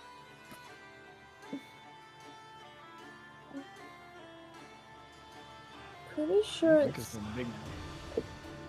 10. Oh shoot. So it's like 9. It's just okay. Attack bonus is 10, so it's 19 plus 10, right? 29. 29. Oh, 29? Micah, your attack bonus Yeah. is 1 less because you're not wearing your armor. Your magical armor gives you 1 more. But 28 is pretty killer. 28 is pretty, incredible. killer. Wait. Now that's your spell attack bonus, wait, right? Wait. Not your weapon No, it attack is- bonus? You're on your spell page, it'll tell you what your spell Yeah. attack bonus is. No. This is my weapon attack bonus. Yeah, I thought so. That's what I But you're need, definitely right? gonna Because hit. this is my weapon. Wait, yes, I'm so I'm using sorry, Star Micah. Splinter. Dear goodness, don't listen to me. I'm dumb You're and good. silly and a little skibbity-bibbity, okay? So You're sorry. okay. Yes, you got a 29 just then because it's your weapon, and I'm a silly boo-boo. I'm Boo-Boo the Clown. So it makes a lot more sense now because I had a lot of scribbles at attack bonus. You said Star Splinter gives me a +1, Mhm. so I actually have 10. So That's I awesome. saw a bunch of scribbles And like that so looks like sorry. a 10, Yes. but then I saw so, a little 1. 29, Right. you hit. Go ahead and roll a second attack Okay. because you have to. Amazing. So that's just gonna be a flat 20. Oh, if that's all. Okay, both hit. Go ahead and roll for damage. Okay, so damage. Here's the absolutely most complicated. I'm pretty sure it's. I just should write it down somewhere, you know? Like, I really should just, like, write it down, the whole process and Well. shebang. Not telling you how to Um, live your life, but But yeah. So, I see it's 1d6 plus 1d6 plus 6. 2 of those would be 4d6 plus 12, correct? you're adding on 5 at the end because that's your strength plus 1. Oh, yes, from 2 attacks. Oh my goodness, Micah, again, you're correct. Wow, dude. Micah, So that would be jeez, 46 dude, yes. plus 12. 46 plus 12. Wow, Micah, dunk on me then, dude. It's like I do it Dunk for on 2 me. years, but it's okay because I just keep forgetting how to do it, and then I just remember all over again. But the math is mathing. Color me impressed right now because I told you wrong twice and you told me right twice. Okay. So I'm gonna put in the chat what I'm getting. Okay. 6 plus 1 plus. Wait, hold on. I'm sorry, this is taking a good bit. So okay, there's that's a. Oh, that doesn't apply. There's a great weapon fighting, and if I'm using a two-handed weapon and I roll a 1 or 2 on a damage die for an attack, I can re-roll that die. But that only applies to when I'm using two-handed. So anyways. D&D is a lot of that. Okay, so what was our total damage? So that would be 17 plus 12. 29. Okay. 29 points of damage. Okay. Craig, what does it look like as you pull this guy within like an inch of his life? Star Splinter. I didn't do Divine Smite. No, but that's okay. We can do it next time. What does it look like as Dang you it. put this guy within an inch of his life? I'd like to say that like I have him like with my hand, and I have like the sword up against his neck. Yeah. And then instead of cutting his neck, I like go down and I like cut his stomach. That's awesome. So Craig, as you stand up with Star Splinter, after he turned around and looked at Ro, he looks back to you with the spear and grimaces, and you just grab him by the throat, and this is a Can I big, flavor strong, it? cool. Wait. You're not Really killing quick. him, but totally. Tell me about it. No, but I say I was having a dream about Catherine, and that's what awesome. he says. Yeah. And Craig, as you growl that in his face, he is big and strong, but as you stand up, not that tall, but all that wide, with no armor on, Craig, your broad frame and you are ridiculously jacked at this point. You look like a linebacker. Your huge body under your clothes picks up, and as you grab him by the neck, you just lift him off of the floor. And as you bring Star Splinter around, you cut all the way through the armor on his stomach and into his stomach, and all this silver blood splatters, and he just... And as you drop him down, he looks awful. He looks 5 hit points bad. So that's an amazing turn. I assume you're not using any movement, Craig? Nah. I have him where I want him. Mika spends every moment of her life goobing. Okay, so now it's the Kuatoa Hallowed Priests. This one is going to take one step forward, and then he's going to lift up a staff of Karkrin. Attack. Well, diagonal is still 5. But Oh, you're right. but he's going to lift up a staff of Karkrin, shout a command, bring it down, and as it hits the deck, all this imagery of fallen Kuatoa warriors lifts up around him, and he is going to concentrate as he casts Spirit Guardians at 5th level. I love Spirit. Awesome.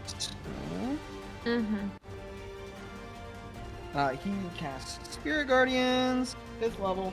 So that's 5d8. Okay, so that's that. That'll come up. So Bazz, on your turn, these two plesiosaurs have to make a save, but not right now. Then this one's gonna cast Guiding Bolt at you. Who are these guys? It's all my spells.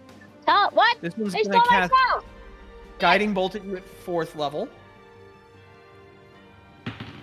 And he's gonna roll a 2, cause and as he leans the staff forward and shoots the bolt, this red fiery bolt just over your head, Bazz. And even though you're flanked by 2 enemies, and he's a hard level cleric, he just whiffs over your head, and it happens.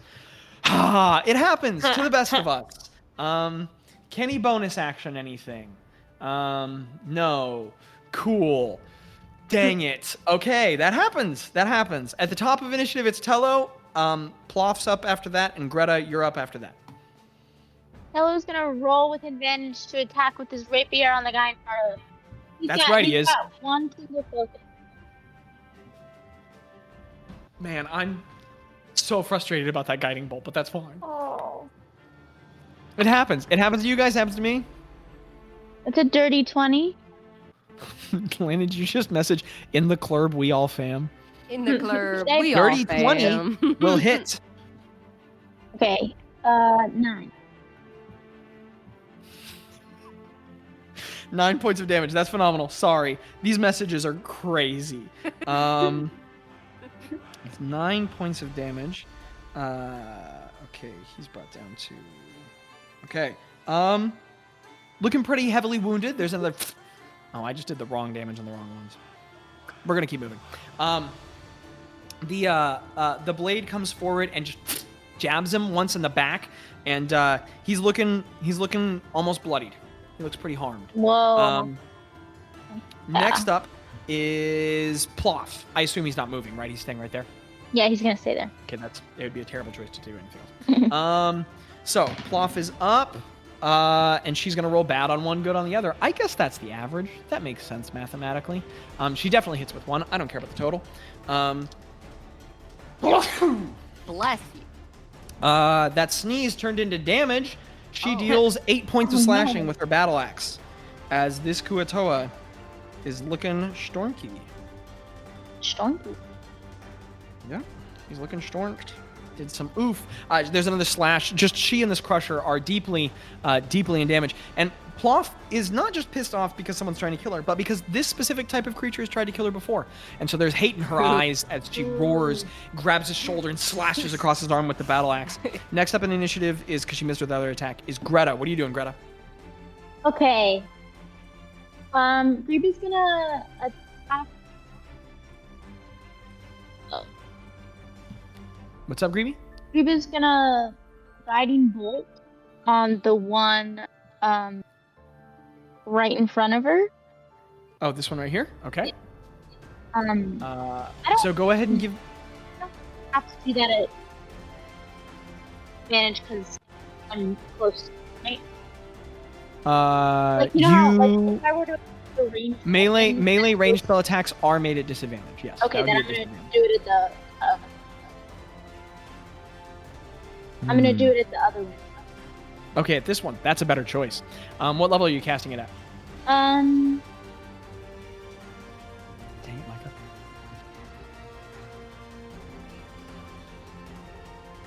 I'm going to do it at the second. Second level. Okay, roll the hit.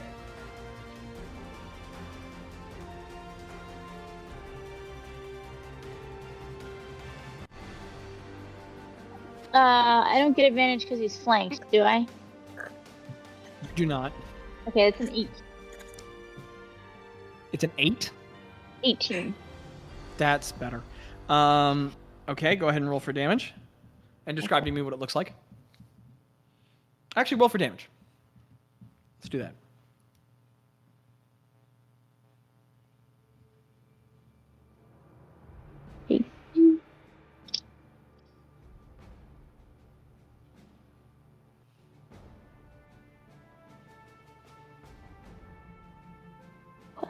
Get him, Greta. Get him.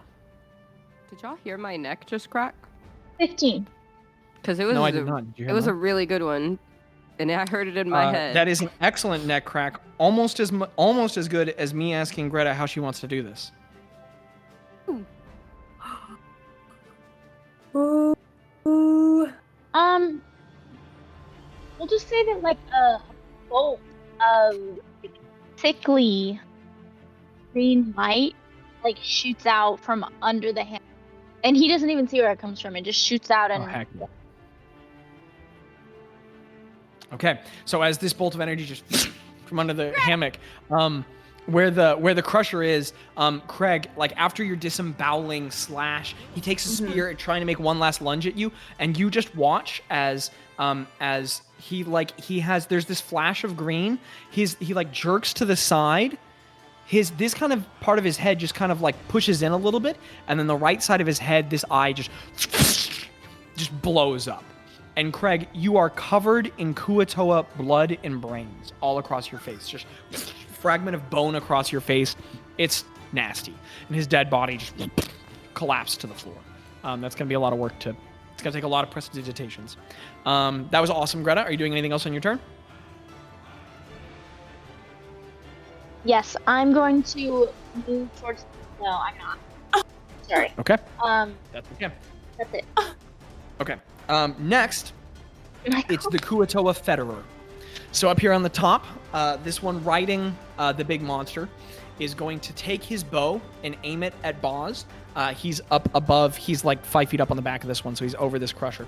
And he's going to draw an arrow to the longbow, and as he releases it, the front of the arrow sets on fire. Looks like there's some sort of magic there as the tattoos light up on his wrist. Rude. Rude of him. And can somebody not roll bad? 18, that misses, right, Bazz? Okay, second attack. Dear goodness, finally! 20-something. That hits, right? Oh. Is it 21? 21. Yes. Yeah, that does hit. Okay, just keeping me in suspense. So, that is... I rolled a 1 on the damage. What's happening? I'm back to old Zach. Dang it. 3 points of piercing damage. And then... okay. Didn't mean to throw my dice at you. And then a 2 and a 1 on the damage. Off the good, board. Good. 3 points of fire damage. 6 points total. Oh my goodness, you gotta be kidding me. Okay, so Bazz, could you make a con save for me? I did. I rolled a 17. Okay, excellent. You think? I have a I'm plus not bummed 0 to that he didn't make- con. So it's What? a 50-50 shot every time. I have a plus 0 to my con save, so it's a 50-50 chance of me failing every time I get hit. Well, I want you to succeed. I'm just bothered all my guys are doing so very little, but that's fine. Okay, so then as a bonus action, the Kuo-toa Federer is going to issue a command to the Kuo-toa Gold, which is going to move 5, 10, 15, 20. So he's kind of barring the door. He's over it. He's going to take a bite attack at Bazz at advantage. He takes 1d8 force damage first. That's right, he does. Roll that force damage, as well as this one. So both do. Go ahead and roll that d8 Oh, both? for me. Oh, that's 7 for them. Yeah, because he's on top. He's still within 5. You rolled 7? Yeah. Okay, sick. Excellent. The wave of force pulses outward against them, and they're both knocked back a little bit. To which, in response, the big fish dinosaur is going to try and bite you. One of them's a nat 1. And the other one... a 15. So surrounded by 3 enemies from all sides, no one can hit Bazz with his incredible AC. And Bazz, as these huge jaws lunge out at you, how does it look like as they fail to hit you? This is... we're not here all the time, but I feel like this is our home. You know what I mean? I feel like I know it quite well. I can... As I'm there, I feel like the roots of what used to be, the staff of the Mad Prince is like in the wood of the boat, and I'm like moving and like pivoting from it and like using it as leverage. And cool. I don't know. I'm also green and I shine, so I'm sure that's a little weird. I don't know. They're probably not used to bright light being so deep into the waters. As Bazz sort of like backs out of the way, away from the huge lunging jowls, one could almost swear some of the grooves in the granules of the wood against the rail he leans backward buckle with him, as if to let him move far back enough to not be bitten. And none of those attacks hit you. Amazing. That's the end of their turn. It's Bilfried's turn. He's going to try and kill this fool. So 2 attacks at advantage. First one hits. Second one misses. So he gets 1 attack. D8. Skibbity wop, this some data. 11 points of slashing. Okay, Buddy is looking real hurt from all sides. Bilfried, as he's being hexed from every side, or caged in from every side, Bilfried takes the arm that's gone limp from where the shoulder blade was harmed, pulls it out, and as the Kuo-toa turns backward to jam the spear into him, he picks up the battle axe and just goes, "Get off my ship!" And he brings the axe down through the shoulder, just cuts his left arm off, and throws the arm up against the wall. And the Kuo-toa just stares at it with a stunned experience with fear. Phenomenal. Now it is Bazz's turn. What's SpongeBob's meat boy doing? Zach, here's a question. So Mass Cure Wounds is a large enough space to get all the people that I want, but it does not say that I have to see them. Would I be able to target the people that are below me, or no? It does not say I have to see them. It's just a 30-foot sphere. Yes. You do not need to see them. The only reason I would say you wouldn't get everyone right now is simply because there is a barrier between them. There's a physical barrier. You know what I mean? So he is blocking the entrance. That one guy is? Yes. Yeah. Well, and not even that, just that like even if he wasn't there, like let's say it's like a radiating light or something, right? It would get anyone in this path, but like all the way over here, like the path of the door didn't reach, like the floor is blocking you, you know? Now, if you were halfway down the ladder, I would say you could get everybody. Okay. Yeah. I feel like Bazz is going to cast Thunderwave. Okay. Let me get the spell pulled up because he's going to upcast it. Allies are protected by the same logic, so yeah, that's great. 15-foot cube, push 10 feet away. That's awesome. Okay. Great for So Bazz is going to angle this thing to try and like push the Dino Boys off the boat. This guy. Yes, but he's gonna angle it so that the person on the right is in the 15. Is in the corner of it starts from. You're putting it right here. Yeah, heading off the boat. Oh my gosh! If he handles it right, he could also hit the rogue. If he faces no, for it's me, a 15-foot cube, right? Yeah, 5, 10, 15. Yeah, so it could be from him. 5, 10, 15. What? No. 5, 10, 15. Imagine that the rogue, Bazz, and the Crusher are aligned. He would be doing it emanating from that line. Would that hit all three? I see what you're saying. Well, I think the idea is that it's 15 feet, starting in the square in front of you. You see what I'm saying? Got it. Yeah. Okay. Never mind. Because at that point, you're kind of talking about a sphere. But I see. Right. No. You're 100% right. Yeah. Okay. No, he would just target the Crusher and the dinosaurs, hitting those two while trying to push the dinosaur boys off. Absolutely. So what kind of a saving throw is that? It is a con save. Okay. Con save. Well, you have the opportunity to hit 3 here. 3? Really? The Federer is also riding the Gulper. Very hard to see. Yeah. Flip it this way so it's a little clearer. There we go. That's a little better. Okay. The Crusher's save is not amazing. That's a 14. I'm sure that fails. The Federer gets a 16. Probably also fails, right? Mm-hmm. And then the Gulper gets a 5. Gulper. So, they all take full damage and then move backward. Is that correct? Yes, they are flung backwards 10 feet. 10. I'm going to make this rogue guy make a dex save to not be pushed off the ship.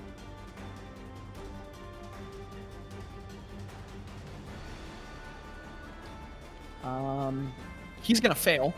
So this guy gets thrown off the side of the ship, just into the water, as the Gulper and the Federer are thrown backward by the wave of thunder, and then this guy is also pushed back 10 feet. Amazing. Okay. And they take 5d8 because it was 4th level. That's phenomenal. Go ahead and roll that damage for me. Okay.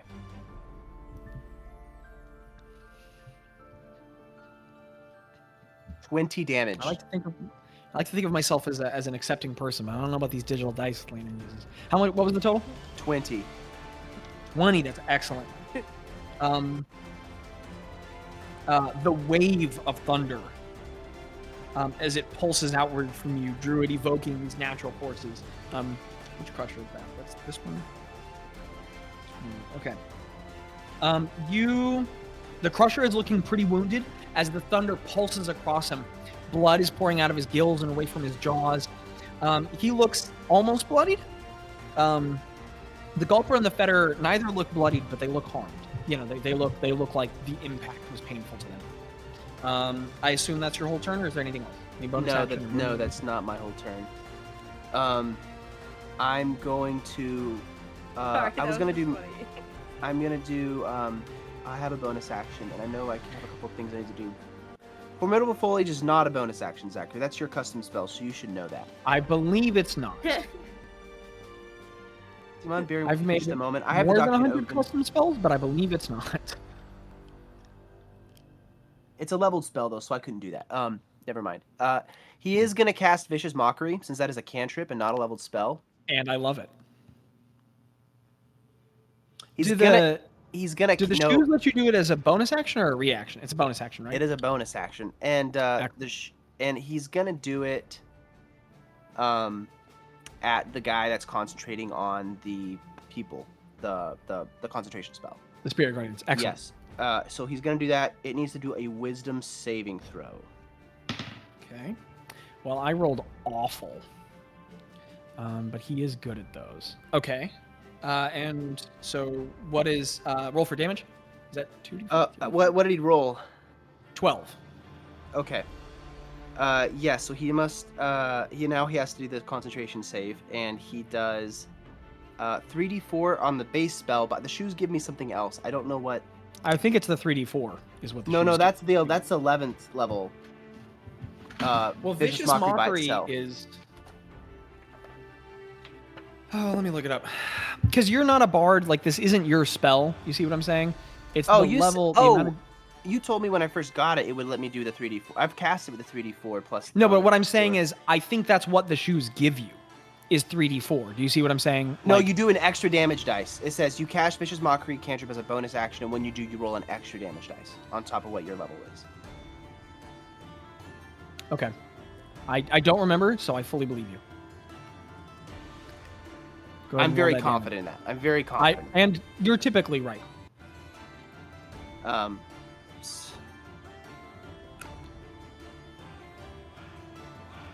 But as always, if that sounds too much for you, No, I believe you.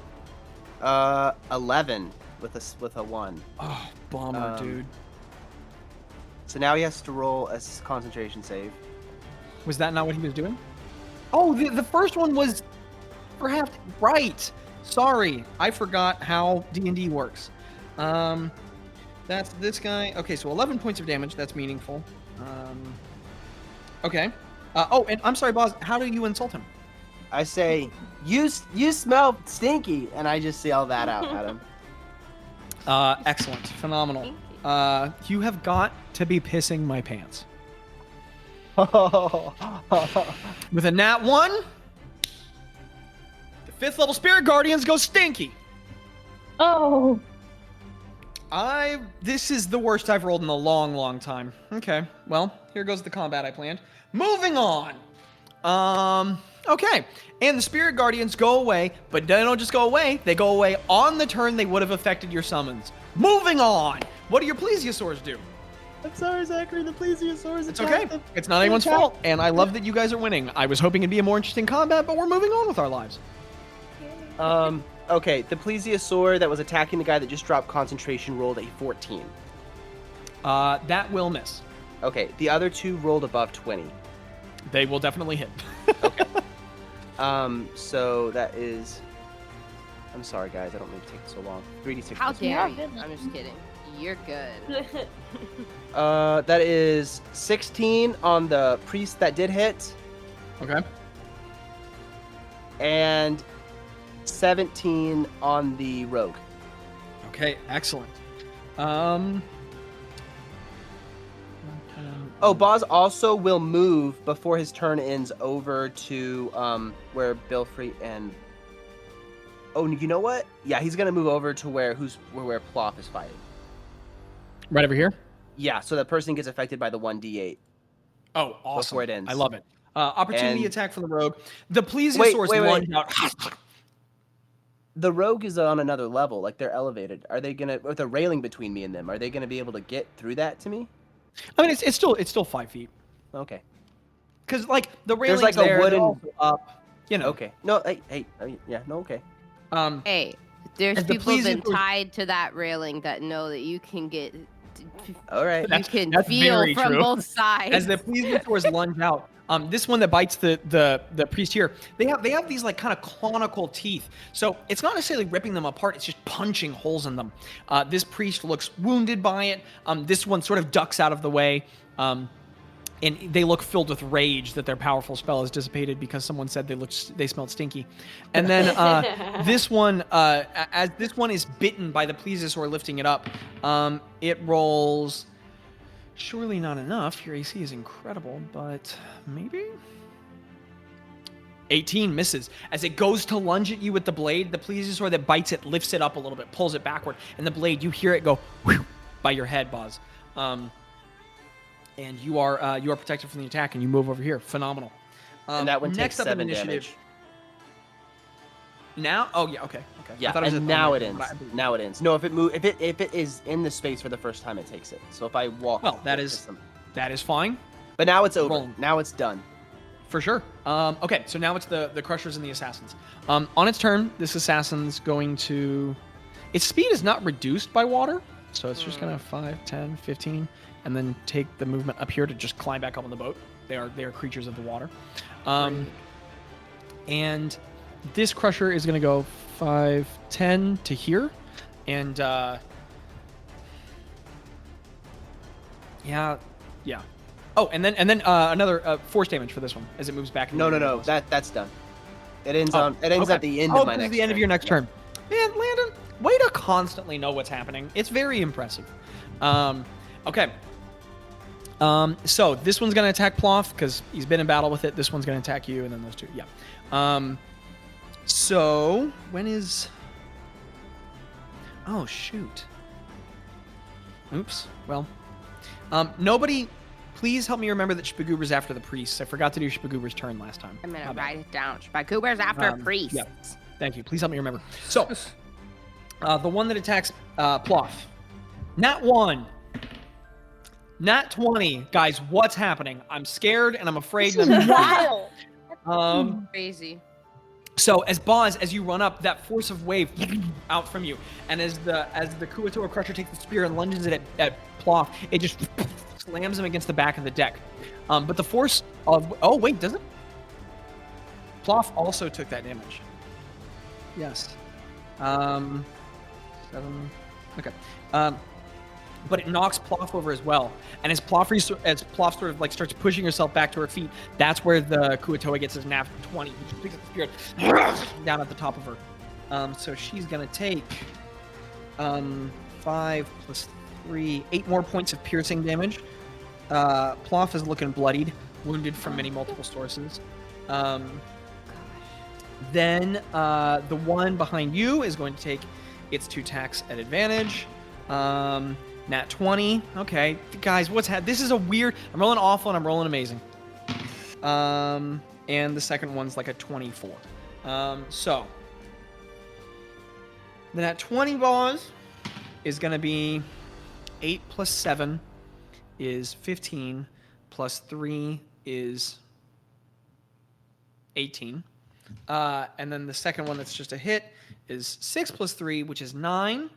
18 plus 9 is 27. So you have to beat half of the total damage, which is 13, right? No. The total. No, I just have to roll above I have to do a 10. I have to roll more No. than 10. It's your con save for a spell is either 10 or half of the total damage you took for an attack, whichever's higher. So you have to beat a 13. Oh. Okay. Sorry, my bad. Thank you. No, it's okay. I didn't know that. That hasn't come up in a long time. Let's see. It's not always 10 because the idea is if someone deals you 200 damage, you're just failure. You know. I'm gonna burn my inspiration. Excellent. That's probably a good time. Oh, I rolled a nat 1, but that means that my thing happens. Oh my goodness. So let's roll another d4, babies. That is another 2. The energy field pops back up again. Wild. So does the wave come off of you now? No. Somebody who's already in it, I think they have to start their next turn. That's why they didn't immediately take it the first time. They had to wait until their turn started to take it. But if somebody if I move into somebody's space, I don't know, man. That's how we did it the past couple turns. But if you want to rule differently, I'm not gonna cry. No. I believe you. So not now, right? But in a moment. Whoever starts their turn. But if someone enters it now, they'll take damage. Okay. Okay. So I'm the checking my ruling on this. plesiosauruses go away. Taking damage. The DC equals 10 or half the damage you take. Yeah. Okay. Sorry, I just wanted to make sure I wasn't ruling. No, bad. I would not have made it. I rolled a 4 and a 1. But hey, guess Okay. what, guys? Do you want to say a quick prayer? Do you want to say a quick prayer? Say please. Please. Hmm? Oh, I missed Oh. it. I missed it. Sorry. Say please again. Please. Oh, it broke. The I heard tab nothing. broke. The Friday tab- the turn. No. Friday The the 13th. tab Friday broke. the 13th. Wait, We got oh, Friday today. Friday the 13th. So as Bazz loses concentration, the 3 plesiosaurs disappear. Oh. That's crazy. It literally broke trying to open Guys, it. I cannot. This Friday the 13th session is. I'm not superstitious, but I'm a little stitious. This Friday the 13th session is crazy. Sweater. I have a sweater that says that. And you know what, Jackie? That's why everything's going wrong, because you didn't wear the sweater. Wow. So now, so now this Kuatoa Crusher is going to, or no, this assassin. Can he still? Yes, he can hit you, but you know what? I'm gonna say if he misses by more than, if he gets below 10 on this roll to hit, he just accidentally hits the Crusher on the back. So, these two guys are gonna attack Bazz because he's the only other enemy on deck. They don't particularly care about Spagoober or Ploff right now. But some bad rolls. Bazz, a 14 misses, so this guy just doesn't hit you at all. Let's try for the other one. A 3 and a 1. Nobody hits you. So the daggers just, Bazz, you're just standing there fighting other people, and daggers just, one of them just next to you on the railing. If you're gaining anything from these new darkly clothed knife-wielding foes you're facing, it's that they suck at their job. They're terrible. Next up in initiative is Ro. Craig is on deck after that.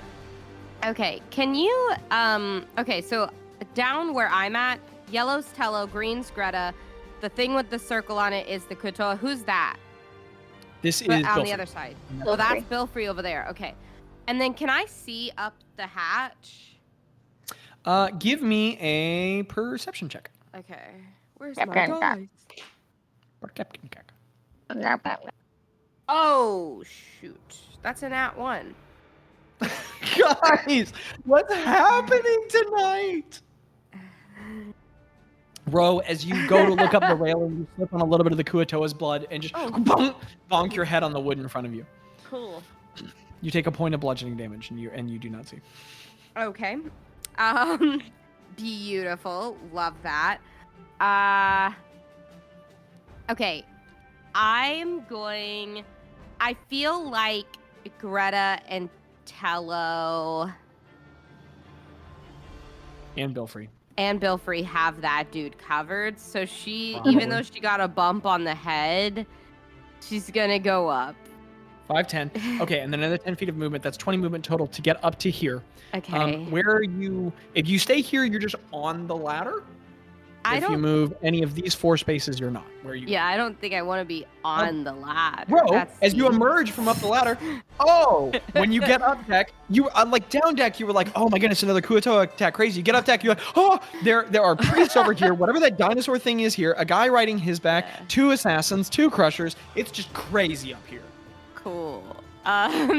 Can I If you move? come a moment earlier, there would have been plesiosaurs. Yeah. Can I move? And I No one's wouldn't gonna have believe that I known- had plesiosaurs. No, no one's ever gonna believe Bazz. And I wouldn't have known if they were ours or not. I'm gonna move towards the railing.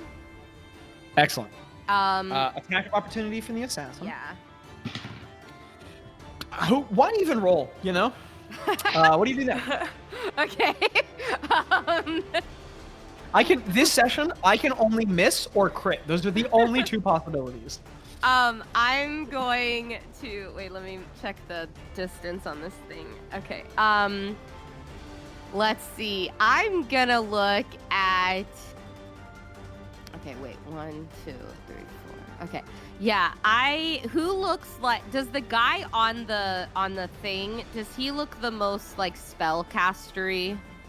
Oh, these two, To from your row. experience with these creatures, these two are clearly the Oh, priests. okay, yeah. You've run Are into them- they you have seen them spellcast in person and fought one.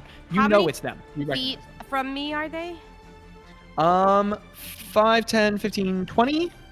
5, 10, 15, 20, 25, 30. Okay, perfect. No, 25 and 30. So I'm gonna cast at the 3rd level so that I can hit both of them. I'm gonna cast deafness on them.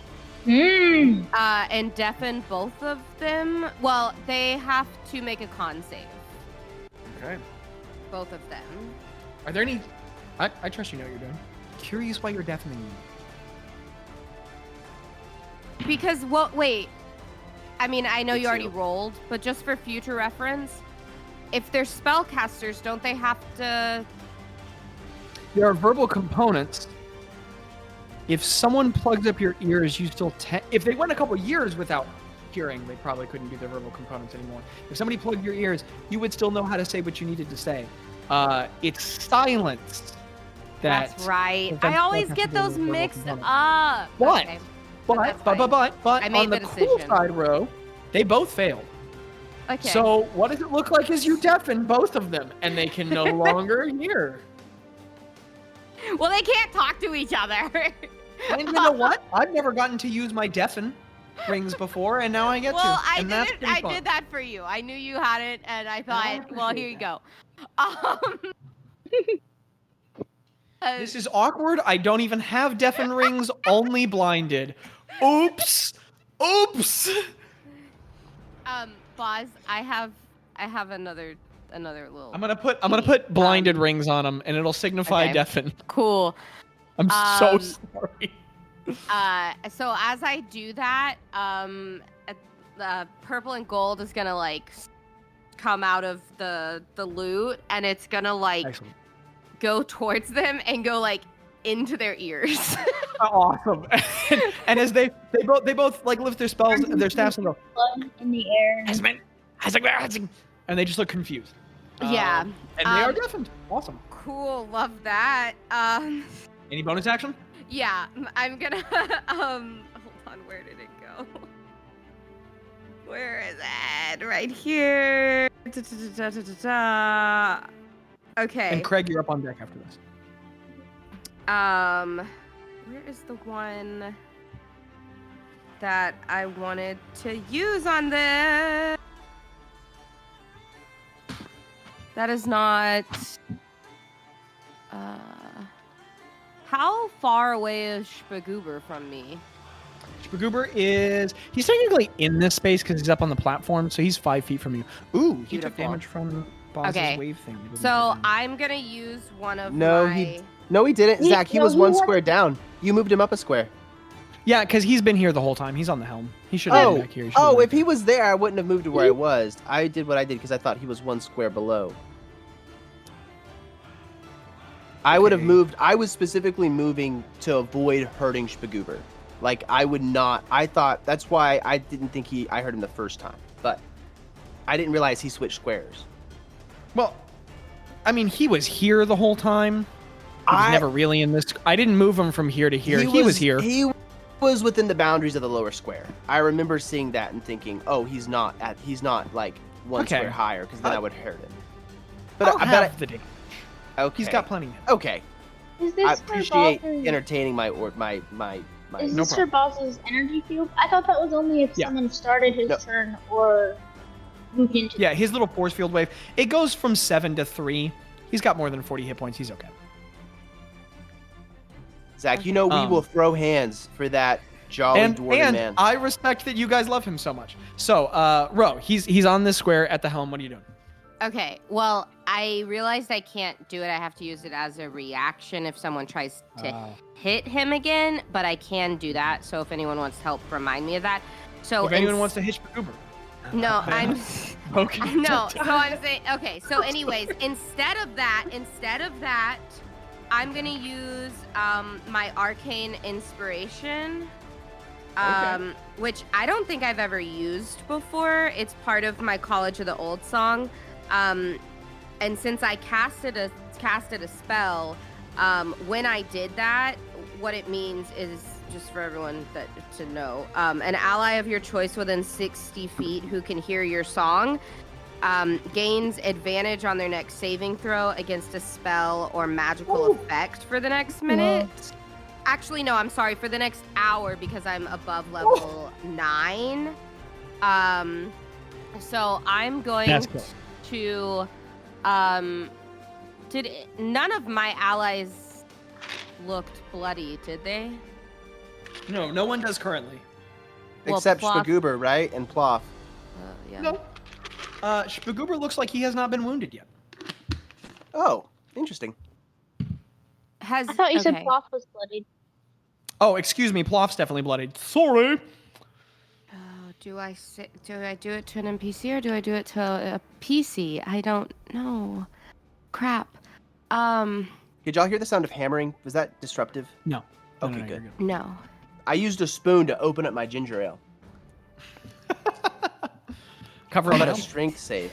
Okay, I'm gonna use it to give advantage to when a spell is cast on them. I'm gonna give it to Bazz because I feel like he's gonna be the most targeted. Bazz, you have advantage on the next spell save. Why does it only work on your computer? I don't understand. Because it's a MacBook. It's a MacBook. That's hilarious. Oh, see, I don't use my MacBook when we're doing D&D because my streaming's Okay, that's awesome, bro. Phenomenal. That's your whole turn, right? yes, and like I said, Bazz, you get advantage on your next saving throw against a spell or magical effect for the next hour. Bazz, watching the two priests become deafened, that same wave of magic wraps around you and fills you with a heightened awareness as the old song reverberates in your ears and you feel more aware of Arcana. Craig, it is your turn. Okay. Can't believe I'm gonna do the exact. Wait. Oh shit! I'm really. It makes sense. I see your logic, Jackie. They can't talk to each other, so it's fine, you know. My movement is 35. Your So I movement need is to 25 because you're a dwarf. Remember, it was 35 when you were a barbarian because you got plus 10 from the 25, but you're not a barbarian anymore. So remember, your movement is 25. Right. Okay. So you could go 5, Right to that. 10, and then up the ladder is another 10 because it's 10 feet up, and then, ish. 20, and then you could have another 5. So you could come up the ladder and then move into one of these three. I'm gonna do that. I'm gonna do that. I'm gonna move Up the ladder. Where do you want to go from there? I'm gonna move between. Ooh. I'm going to move to the. I'm gonna move to the left one because those black pieces are the bad guys, right? Left is this to you, right? Yes. Awesome. And I want to attack. Okay. This is just. Can this be all? 2 rolls to hit. 2 rolls to hit. Wonderful. 2 rolls to hit, Bohemian. Okay. That is. Yeah, that's the play. That's roll to hit. What do I add to roll to hit? Forget. Your plus 10. Your weapon bonus. Right. My attack bonus. So that'd be 18. That will hit. That's 12. That will not hit. You hit with 1. Because apparently people can only hit with 1 attack in this combat, no matter who they are, no matter how high their bonuses are. Those are the rules. Yeah. So, with what I have to attack, I am going to do. I want to do. 2d6 plus 6. No. I want to do blinding smite. Do it. Yeah, I want to do. Ooh. Wait, hold on. Oh, Maple's thinking. Oh, Maple's reading. No, I'll do the blinding smite. Okay, what kind of saving throw is that for me? So that this is divine smite, my bad. Divine smite is gonna be a saving throw. Oh no, if you're doing so. Wait, no, I'm sorry. Divine smite is my feet. Yes. Divine smite is my feet. I'll smite you with my feet. I will smite you with these dogs. And boy, they're barking. And they're barking. Okay, I know so. Zach's What were you saying, giggling Micah? somewhere. Sorry, Hoffa was locked out somehow. What were you saying? no. Oh, poor girl. So, I'm using Divine Smite because it doesn't take Okay, us. there's no saving throw with Divine Smite. It just works. Yeah. You just deal the damage. So, what's the total damage you deal? So I'm gonna do Wow, it. Hoffa, I look at am that. gonna All three do. people are not looking. I am Hi, gonna do it Hoffa. at third level. Third level. Okay, that's So 48 for you.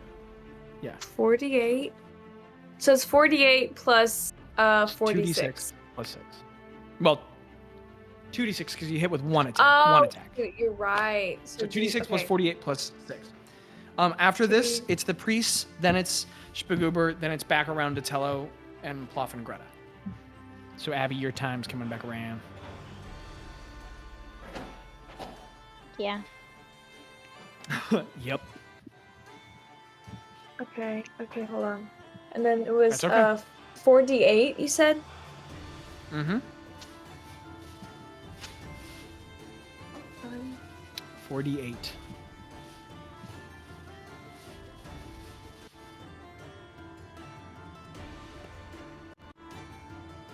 Dang it, those aren't good numbers.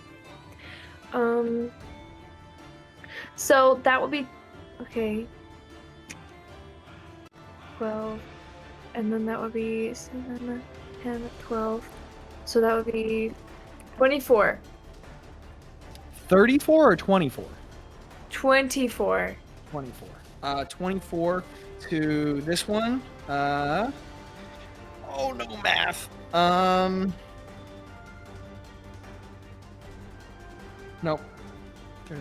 Okay, Craig, as you slash, as he dodges out of the way of the one and you catch him with the other with Star Splinter, with blue fire coming out of the side, he looks bloodied.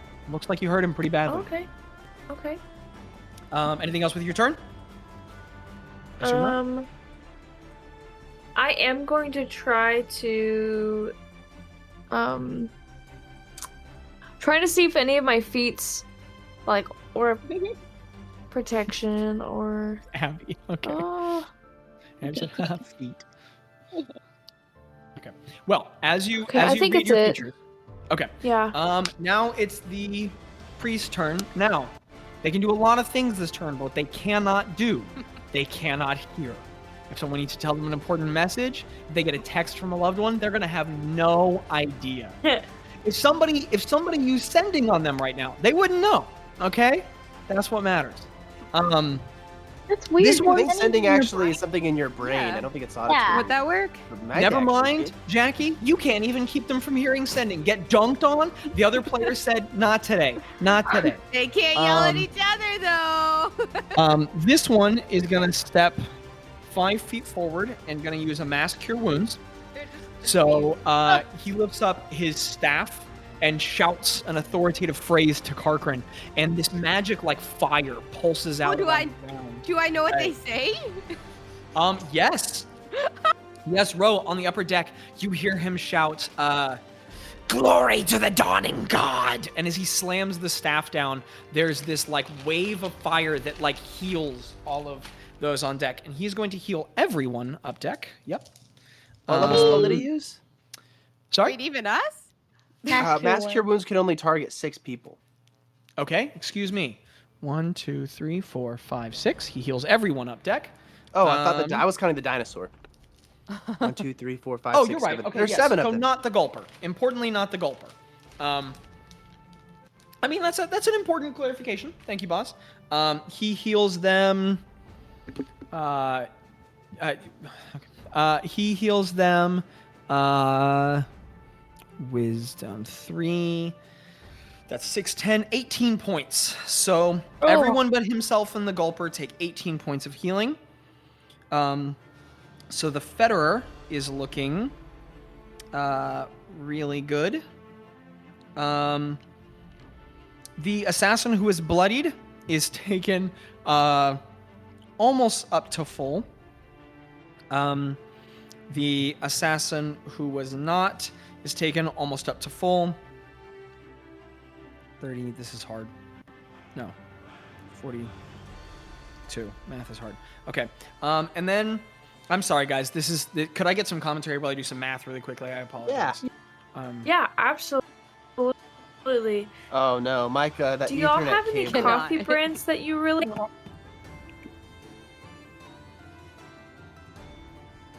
I'm more of a what's that brand? Are you talking about like for home or like for like going out? Yeah, okay. No, I'm listen, gonna bring it to work. I love Folgers. Folgers is the best. That's disgusting. Went with Folgers. Folgers. Use Noble Coyote at work. Best Noble thing about Coyote. waking up is Folgers in my cup. Round work. Yeah. Okay, thank you guys for your patience. Pretty good. Also, Folgers. The Gulper is still looking fairly rough. The Federer looks excellent. The other Priest is taken almost up to full. Both of these Crushers, this one's taken to full, and this one's taken almost up to full. This one's almost up to full, and this one's looking really good. So everyone on deck is massively healed. This one is going to step.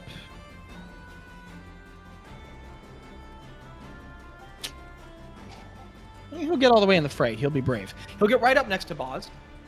No, that's a bad idea. Yeah, that's not a good idea.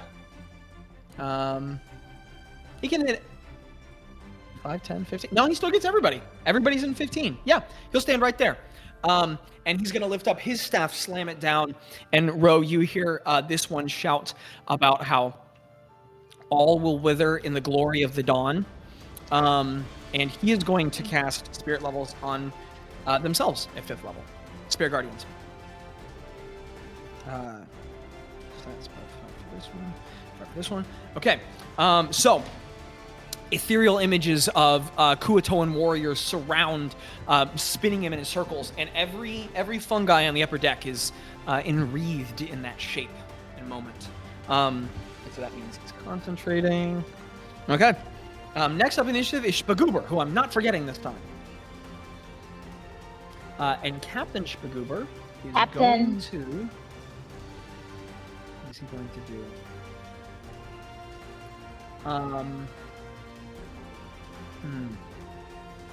He is going to, from behind the deck, sort of like shaking and nervous, holding onto the helm. He looks around and he says, "Okay, you're one of the fun guys. You're one of the fun guys."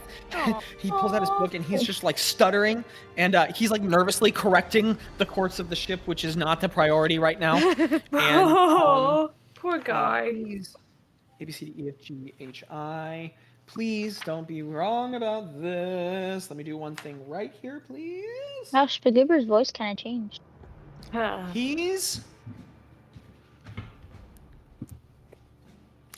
gonna weave around the helm, reach over the railing, and he's just gonna go, "You got this, Bazz." And he's gonna tap you on the shoulder, and he's going to.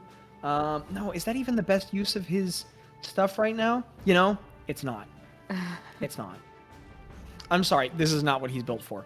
Yeah, no, he's gonna do something. He casts invisibility on Bazz. Oh. And Bazz is invisible. So. Wow. No one has advantage to hit you right now, and if you take a melee attack next, Bazz, not that you need to, but if you do, you have advantage on that attack. So Bazz just disappears as Spagoober mutters like some arcane terms, and you watch a little band of like pink sigils just flash around his arm really quickly, and as it works, Spagoober gets a little smile on his face, and you get the feeling that he's tried that spell a couple times before and it hasn't worked. So Bazz just wink it. I imagine like Bazz becomes invisible like the Cheshire Cat, and like right before his head goes away, he like smiles and winks at Spagoober. As he winks at Spagoober winks back at you, and then he turns and he looks at the high priest who can't understand him, and he goes, "Oh, you guys are so screwed." And she's like, "What?" Next in initiative, we go up to the top two. You guys are so screwed. And next in initiative, we go back to the top with Tello. Tello is. Why are we doing that? What's up, Tello? What's up, Tello? What's up, Tello? He's gonna tap right here. Okay, that makes sense. At advantage, right? Oh yeah, I forgot. There you Go ahead and make that bad boy advantage. I mean, I can't say a lot of things with confidence, but I can say with 100% clarity, this Kuo-toa dies this turn. That is gonna be I had the a 13th. They might not. Now that you said 18. No. 18 will hit.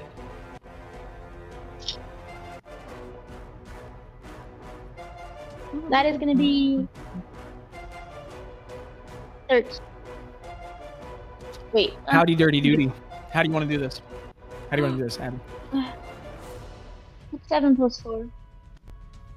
How do you want to do this? It's 11. Only 11. Cool. How do you want to do this? Okay. I've never had to convince a player to accept the how do you want to do this before. That was a first. I don't know. You flavor it. Take it away. Okay. Yeah. Gretta, take it away.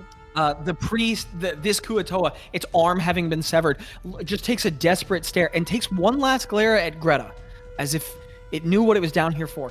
Raises up the spear again to try and jab down into you, and Tello just goes no, and he steps back, kind of squatting down to a side, gets a full stance where he's got the blade, the hilt turned into his chest, as if he's been learning quite a bit from fencing practice with Ro.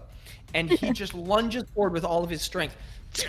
And as he jabs forward, he jabs the rapier into the guy's arm, just thinking about saving Gretta.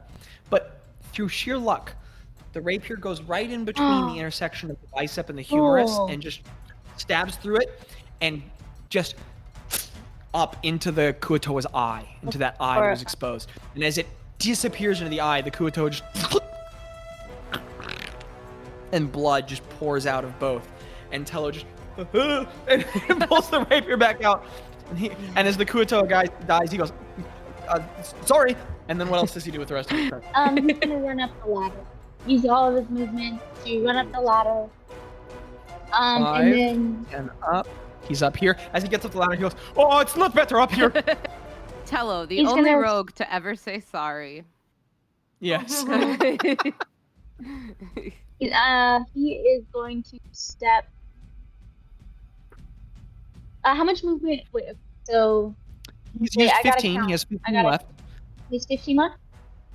Mm-hmm. Okay, I'm thinking. So he can go here, here, here, here, and then further either of those directions. So, Jim, if you do flanking like if I 2 move people on either side. 5 and I have 15 left. Was that a question? Yes, do I? Oh, speed Do is you have 2 halved left? in Spirit Guardian range, by the way. Ooh, that's important. Thank you, Landon. Okay. He has 5 feet of movement, essentially. Then he can Okay. pick this square, this square, this Okay, square, that or one, this the square. first one. This one. No, first one. Next to the No, yes. Right next to the Okay. Nope. Excellent. Up. Okay. No, I want to Okay. Yes. Okay. Also, can he give me a wisdom saving throw? Okay. It's about to get Spirit Guardian. Oh, Oh man. that's a 2. Oh, I thought that was a 7. It was a 1. Okay. He fails. And he takes 1, 3, 10, 15, 21 points of necrotic damage as the ethereal Kuo-toan warriors bear into him and start slashing away at him until it just like kind of stumbles forward past them.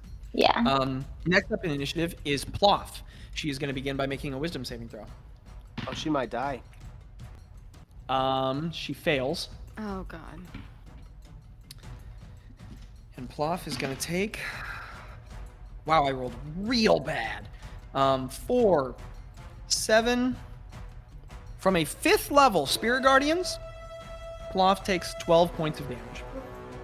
That's crazy how bad that roll was. The Warriors barrel by her and attack her as well. She's going to take 2 attacks at the Kuo-toa in front of her. And you hear her... No, she doesn't say anything. She just grits her tusks against her teeth and growls, defiant to make her life matter. That is a nat 1 on one roll. That is my 7th nat 1 of the night. And my second roll was a 7. So as the Kuatoan ethereal warriors dig into her, both of her attacks are just wild. Each time she goes to try and hit the Kuatoa in front of her, it's like one of the ethereal images come by and cuts her magically with necrotic energy, and both of her attacks miss. Ploss looking pretty rough. She definitely looks bloodied. Next up in the initiative is Gretta, who is gone right now. So Abby, it's your turn. Oh, she's back. Okay. Gretta, what are you doing? Going to run up the ladder. Okay. 5, 10. 10 up, that's 20. You can move one more to any of these spaces. Okay, I'm gonna be in between Bazz and Bro. Right here? Yes. Okay. Also, could you give me a wisdom saving throw?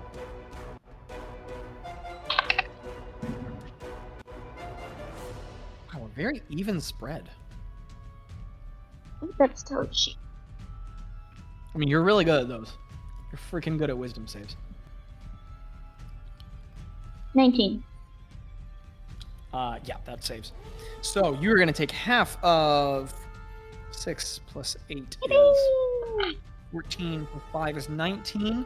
You take 9 points of necrotic damage as the ethereal warriors dig into you and slash at you. What else are you doing in your turn? Oh, I forgot. Wow, that is a look at all of the people there on the top of the deck. Wow.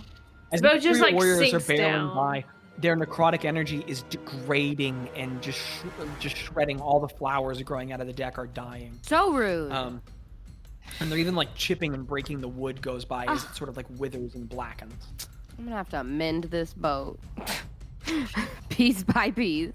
Got days of mending ahead. And then after Greta, it's going to be another round of Kuatoa, and then Bilfrey, and then it will be Bazz. Bazz will be up after that. No, you know what? Is it too late to say I moved them on? Yes. Okay. I'm gonna cast Guiding Bolt on the rings. Is one of them concentrating? On who? Yeah, Another the one priest. right in front of me is This concentrating. one is concentrating. Okay, I'm There's gonna a Kuatoa in between you and them. You don't have line of sight. I mean, you can kind of see them, but you have creatures in between you and this priest, and then I'd say you have line of sight on this crusher. So You I could do this can't crusher, see though that? you're melee with them, and then this assassin and this assassin. I can't see the priest. I mean, there's a person in between you, so you can't spell cast through another creature. Okay. You don't have line of sight. I mean, Right. you could like lift your head and kind of see him, but there's a creature in front of you. Okay. Then I will cast it on the guy on top. What? I heard the Gyarados. The guy Probably on not what you said. I can't. The guy on top here. of the dinosaur. Oh, here. Oh, okay. This is what level of guiding bolt you said? I am gonna cast it at the 4th. Okay, that's a roll to hit. Can I use my inspiration on a roll to hit? Yeah, sure. Okay, that is a dirty.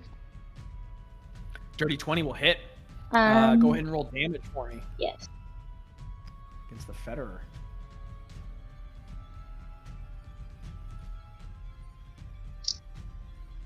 I don't know if I've been correctly recording everyone's roll, but I'm doing my best. It's a lot to manage this combat.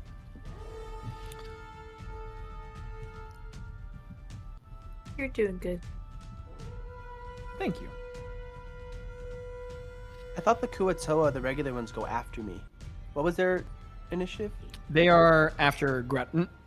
The Federer and the Gulper are after Greta, and then the Assassins and the Crushers are after you. That makes sense. Yes. That makes I sense. got your back, Bohemian. It's a 30. 30! Yeah. That's a lot of damage. I rolled below a Okay, 5. Greta. Like,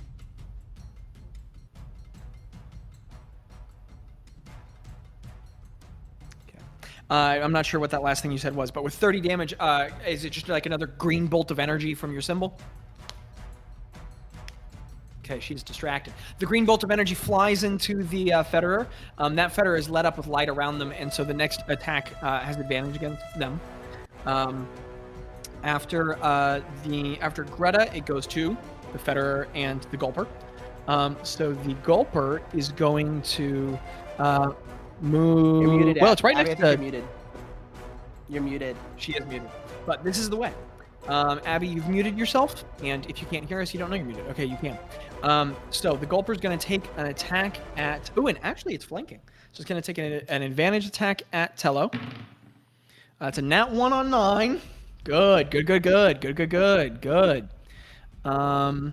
And then the other one is not high enough. So as these huge jaws take a bite, Tello just ducks down and goes, I regret coming up deck. So that's the Gulper's turn. Now it's a real bummer that Abby has left because he was going to attack Gretta because she just shot him. So now he's just not going to because I don't want to affect a player who's not here. Bazz is invisible, so he doesn't know what's up with that. I'll say he takes his attack at probably Craig. He's seen Craig do some damage. So we're going to roll to hit against Craig. Ooh, that is a 25 to hit. And then the other one is an 18. Both hit, right, Craig? You know they hit. I do know they hit. They hit. That is going to be 16 points. No, 20 points of piercing damage. Plus 7. 6 plus 7 is 13. That is 37 points of damage. 17 of which are fire. Craig, 2 bolts just into you. 2 arrows as he fires twice at you, and fire is creeping up your shoulders. You've been shot with 2 flaming arrows. Oh no!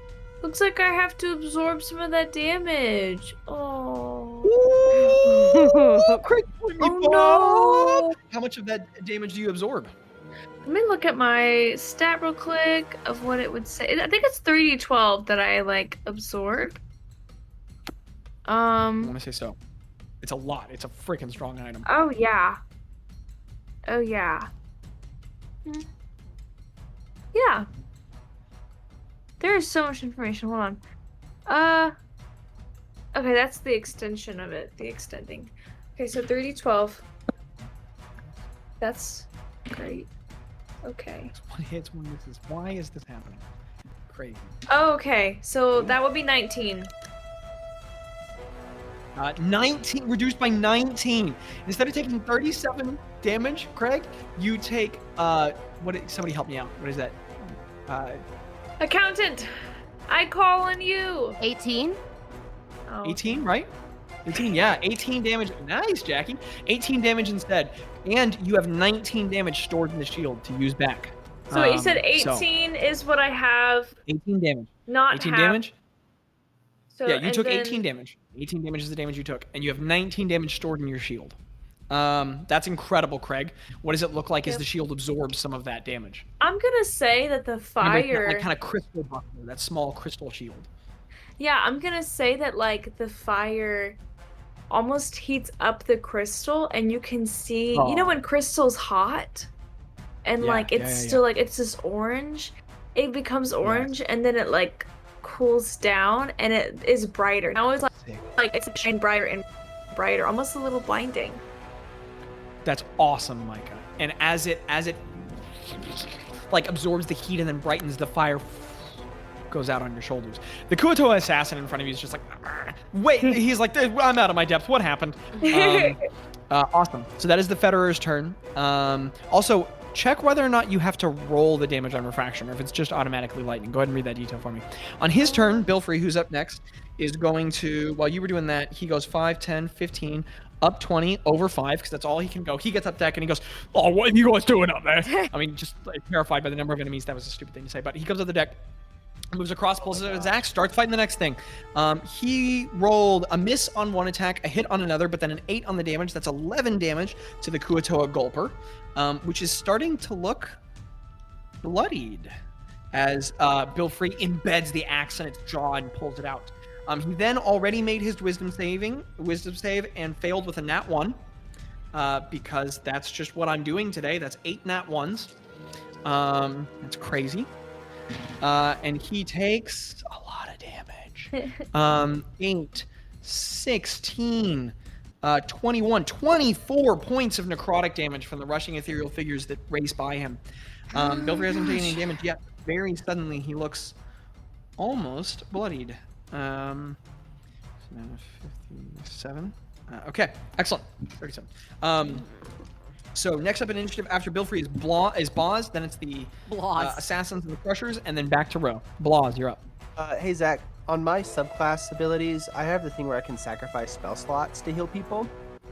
But you don't say what it is, if it's an action or a reaction or a bonus action.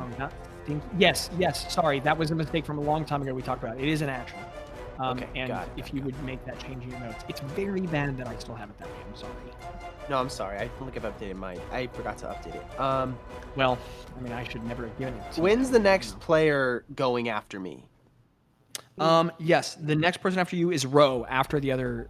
So Kuatoa. all the Kuatoa get a turn before healing gets a chance to come in. Yes. Okay, great. That sucks. Yeah. I had a big AoE thing, but I will. Can Bazz get behind? I don't know what to do, man. These. You can only move to these 3 squares or this way.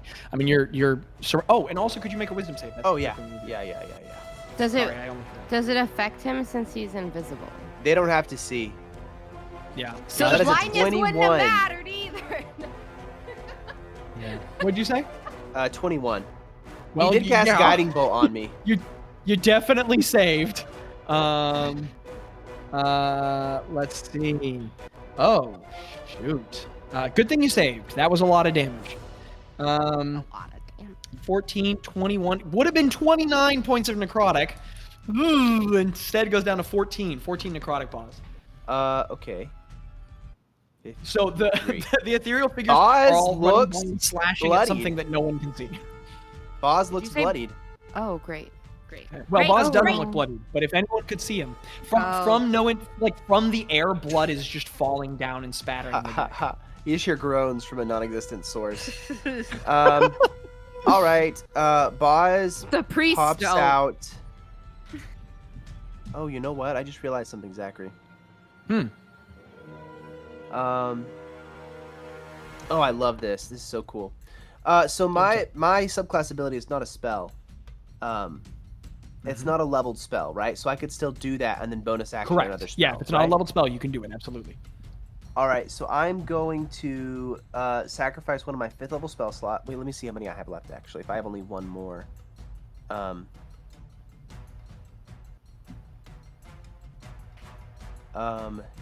that one's gone.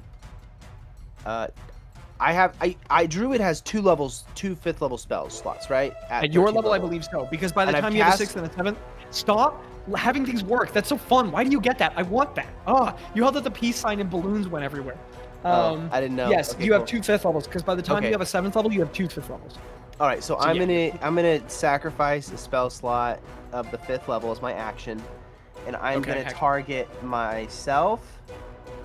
Okay. I'm gonna target Ploff and Bilfrey, Oh, heck yeah. and Craig just took a bunch of damage too. Row and Greta have not been hit. Like I didn't see them take. Yeah, damage. Row and I'm Greta- totally okay. And hit my head and have 1 point of damage. We're good. All right. Okay. So yeah, I'm gonna target Bilfrey, Ploff, myself, and who else? I guess I could do this as a 4th level spell. Tello there's not okay? a whole lot. Or does Tello look bloodied? No one has said. Oh. I'm gonna target Tello just to make sure. And This then, is blessing in the first flame, right? Lando? Yes, and then I'm gonna Or Or target. sacrifice. Tello's bloody. Yeah, I'm sacrificing a spell slot, and then I'm gonna target Craig just because. Okay. And I'm gonna try to. Can I move behind Spagoober when I do it? Okay, I would say no, except you have a climb speed. So you could climb straight up the railing and just if you could like jump over him. I'll do that. Yeah. If you give me an acrobatics check DC 5, you get over. Okay. And if you fail, you don't fail the move. You just fall over. That's it. All right. That is. Where's my bonus? Haha. I rolled a 2, but I have a +5. So Excellent. that is 7. 7. Yeah, you succeed. You climb up the railing and jump over Spagoober. With the sound, the Kuatoa slightly perceives you're leaving, so there's an attack of opportunity, but it's a disadvantage because you still get attack of opportunities against invisible creatures, but they're a disadvantage. You do? That is, yes, you do. And amazingly, my 9th nat 1 of the night. He misses. Oh, No, fuck. you're kidding. And this guy does not get an attack of opportunity against you because you are across this space here. So, no attack of opportunity for them. 9 nat 1s. That's amazing. Okay. All right. So I'm going to do that. Sacrifice 5th level spell slot, and so that means that everybody that I just said, it gets 5d6 healing, which is not a ton, but I get to add some cool stuff to it after, so that's fun. 5d6. Yes. 1, 2, 3, 4, 5. Oh, that is some good healing. That is 27 plus 27 points of healing? plus 6, so that's 33. Then plus You 2 rolled plus three short of the max? Wait, 3. I did. I rolled 3 6s, a 5, and a 4. And then add 6 that's 33, and then I rolled 2d4. That's and amazing. Y'all are getting that is, Zachary, 39 points of healing total To each person? that I named. That's Each wild. of those people get 39 points of healing. Yes. So what happens if also- that's above my max? You just go to your max. You're up to full. Are those Well, how- temporary? Did you name Tello? In a healing where people do in a campaign where people do this little healing, Micah said, "What happens when I go above my maximum healing?" Are those temporary or is that No, like if they healing? hit your, that's healing. If they hit your max, then you just stay at your max. All right. And so bonus action, he's gonna vicious. Yes. Bilfrey, Plop, and Spagoober are all up to full. Yay! I named me, Tello, Bilfrey, Ploff, And Spagoober. and Keeping track. Craig. You said Spagoober had Oh, an not attack yet. He Spagoober? looked fine. You said he looked fine, Yeah. right? Okay, excellent. No problem. I mean, he still looks good. Okay, so Craig, you took the 39. Thank you for the correction, Landon. And then I vicious mockery the guy. Who is the guy? There are many. That's the concentrating. That's guy. concentrating. Excellent. So go ahead and roll the 3d4, please. And I'm no longer invisible, I assume, right? Oh, yes, that is true. Thank you. I will roll the save. That's not bad, actually. I'm so accustomed to it being awful. What did you roll? That is a 21 on the save.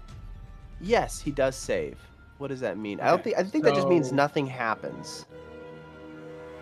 Or is it half damage? No. It's not half damage. It's just nothing happens. Okay. Well, you get to insult him. How do you insult him?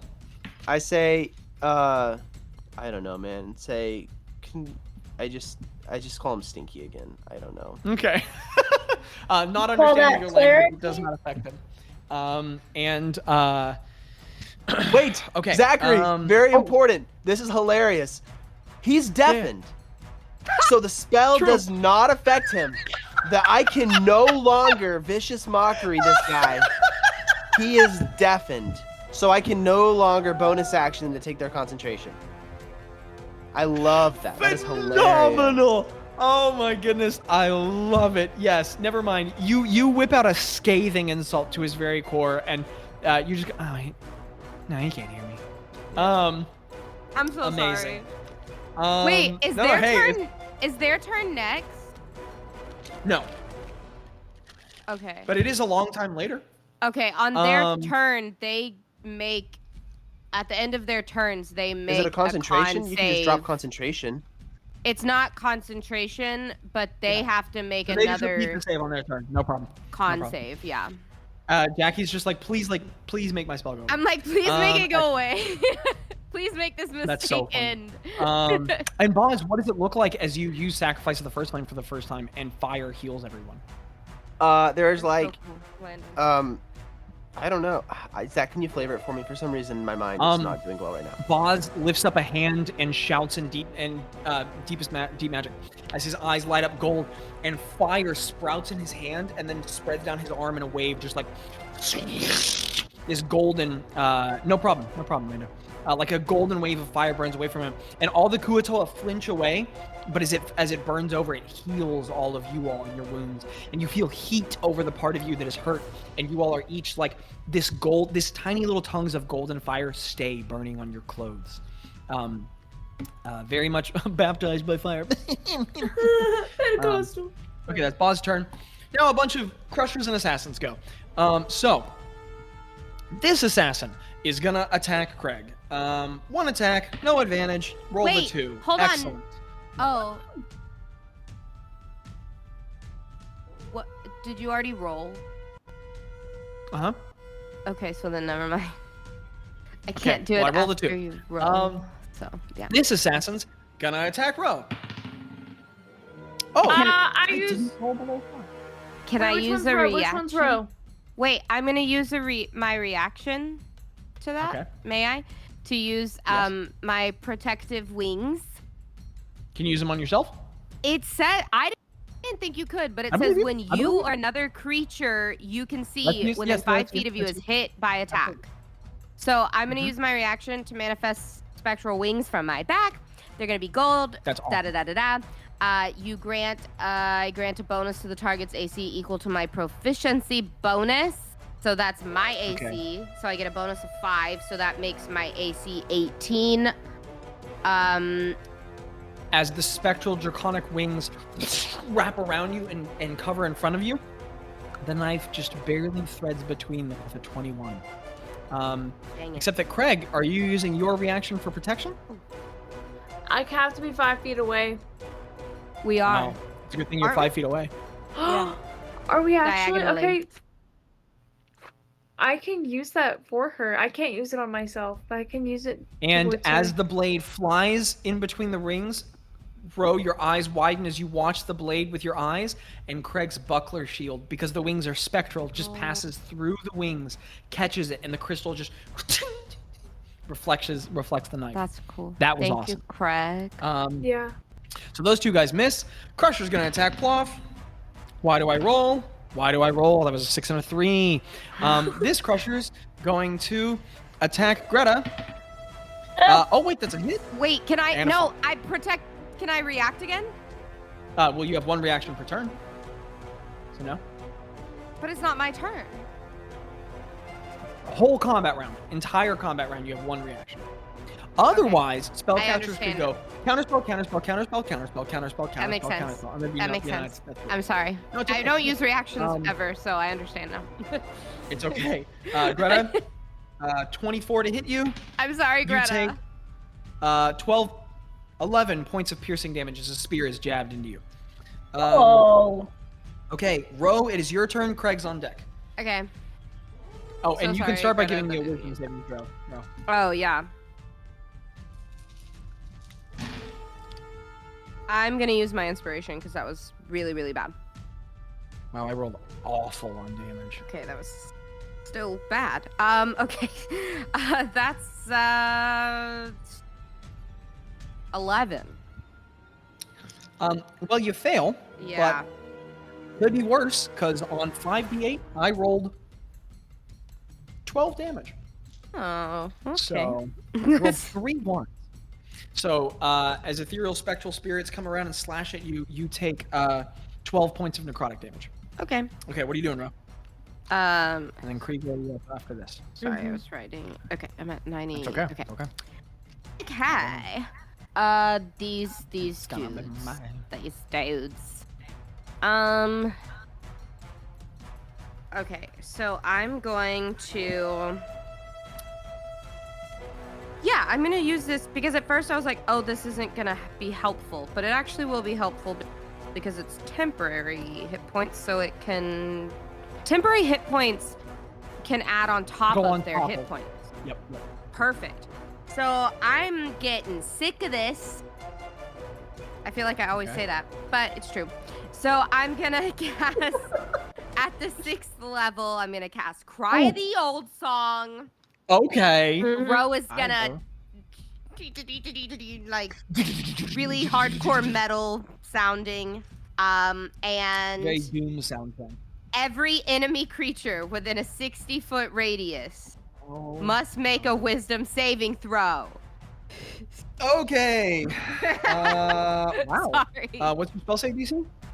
My spell save DC is 18. This one saves. This one fails. Both assassins fail. Both priests fail. And the Gulper, the Federer fail. So this Crusher saves. Okay. Everyone else fails. That just means he takes half damage, right? It'll Yeah. Okay. Go ahead. Go, yes. keep doing your part. Tell me what. Okay, sorry. I don't know. My dice tray just fell. Which is what everyone wants in the middle of combat. Okay, I got it. What are all. Craig's and Gretta's thoughts at this moment? Currently, Craig is thinking, you need to die so I can kill your friend. The guy behind you. That's Greta he's thinking? in Warzone. Greta is trying to figure out how to break concentration on the lady casting Spirit Guardians, and she's also annoyed that someone else is using a spell that she likes. Probably thinks it's against her. Yeah, she's like, her heart is the piss of it.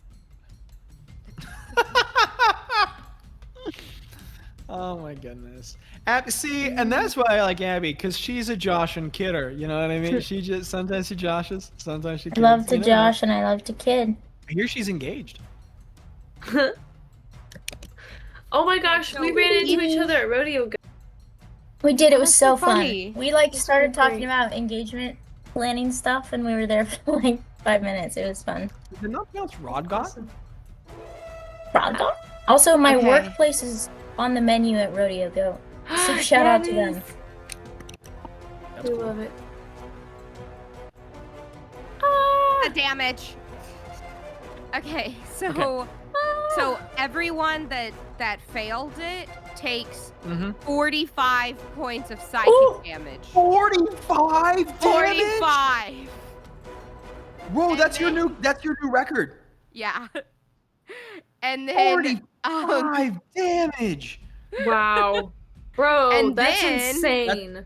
Ro's new record. And then every single one of my allies That's crazy. every single one of my allies is immune to being frightened or charmed. They have resistant to psychic damage for the next hour, and every single one of you, including the NPCs, get 13 temporary hit points. So you can add those on top of, even if you're max, you can add those on top of your hit points. Heckin' yeah, dude. Okay. Well. Ro, I need you. Okay.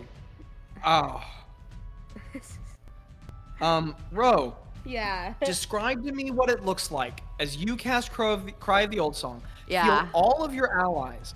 And then, this is important, deal... You kill both assassins. Ooh. Take one Crusher down to bloodied and take the other Wow. one down to 10 hit points, and then bloody both priests. Describe what that looks like. Wow. So, okay, first of all, first things first, the priests, they need to be like bleeding from their ears at this point. Because they're Absolutely. deafened, but somehow the old song got through. Oh. Oh. Speaking to the core of who they are also, Yeah, Spirit Guardians failed. beautiful. Ooh. So as I do this, like, it's just like, it's metally sounding because I'm playing on Song Splitter. It's reverberating. Like, I wanted to, as I start to play, the old song, like, the magic sweeps out of Song Splitter and all of this like old magic, like gold, ethereal magic, like I wanted to start like shaking the boat almost. And as it does this, like it just starts striking every enemy. The magic does.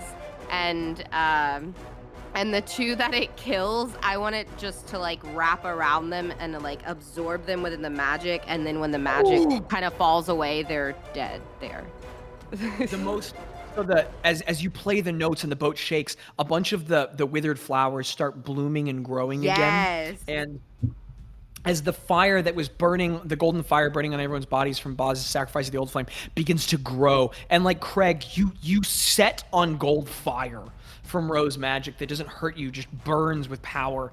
And as everything in living responds, this light, very much just like from Prince of Egypt, like the angel of death, just that like light, that ghastly light that moves around, in just gold light just moves by as the music just and as every Kuatoa doubles over in pain and spits up blood and struggles and withers, the two assassins are picked up and they just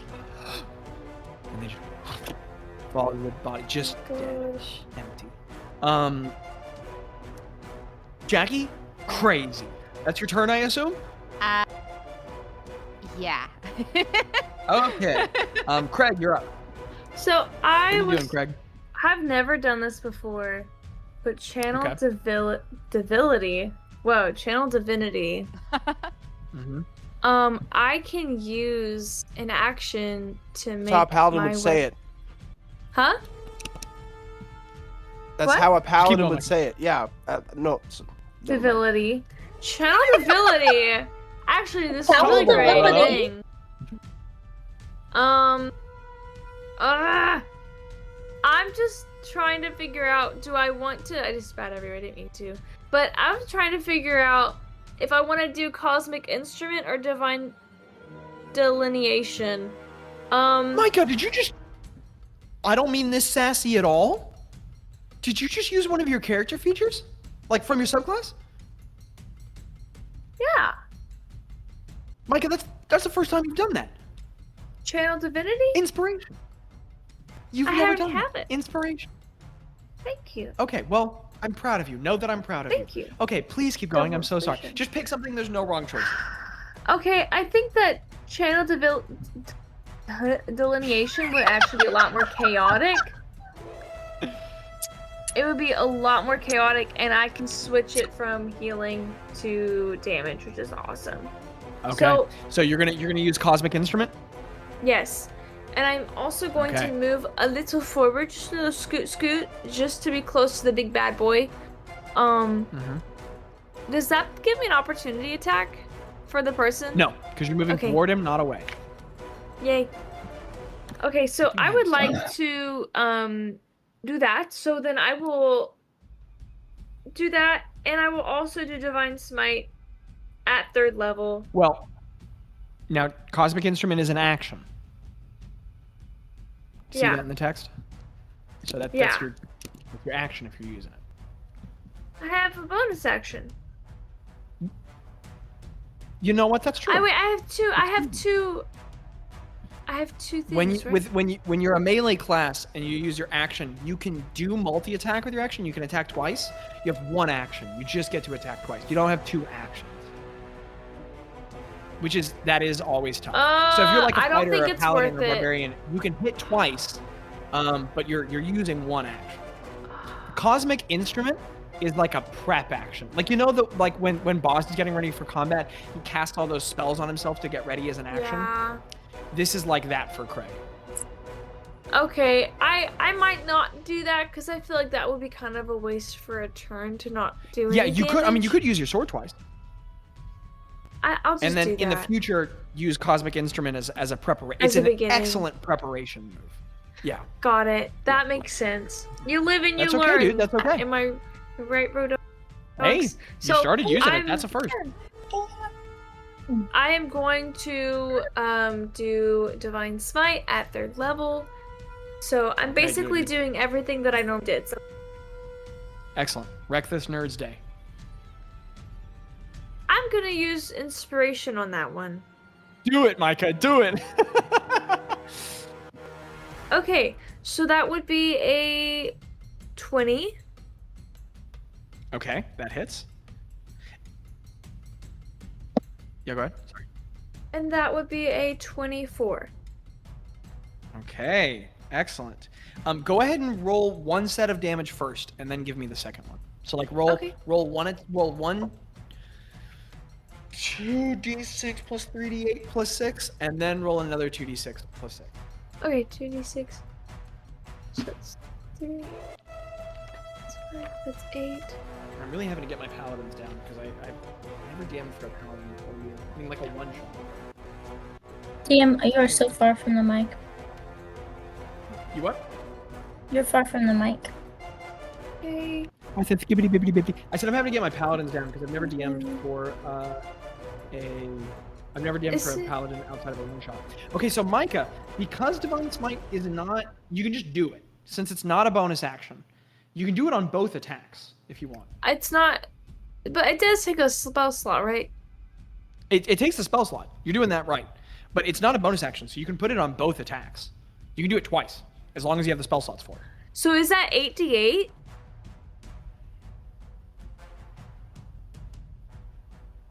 Well, I'll tell you what. Roll your damage for the first attack, and let me double check that to make sure I'm not wrong. Okay.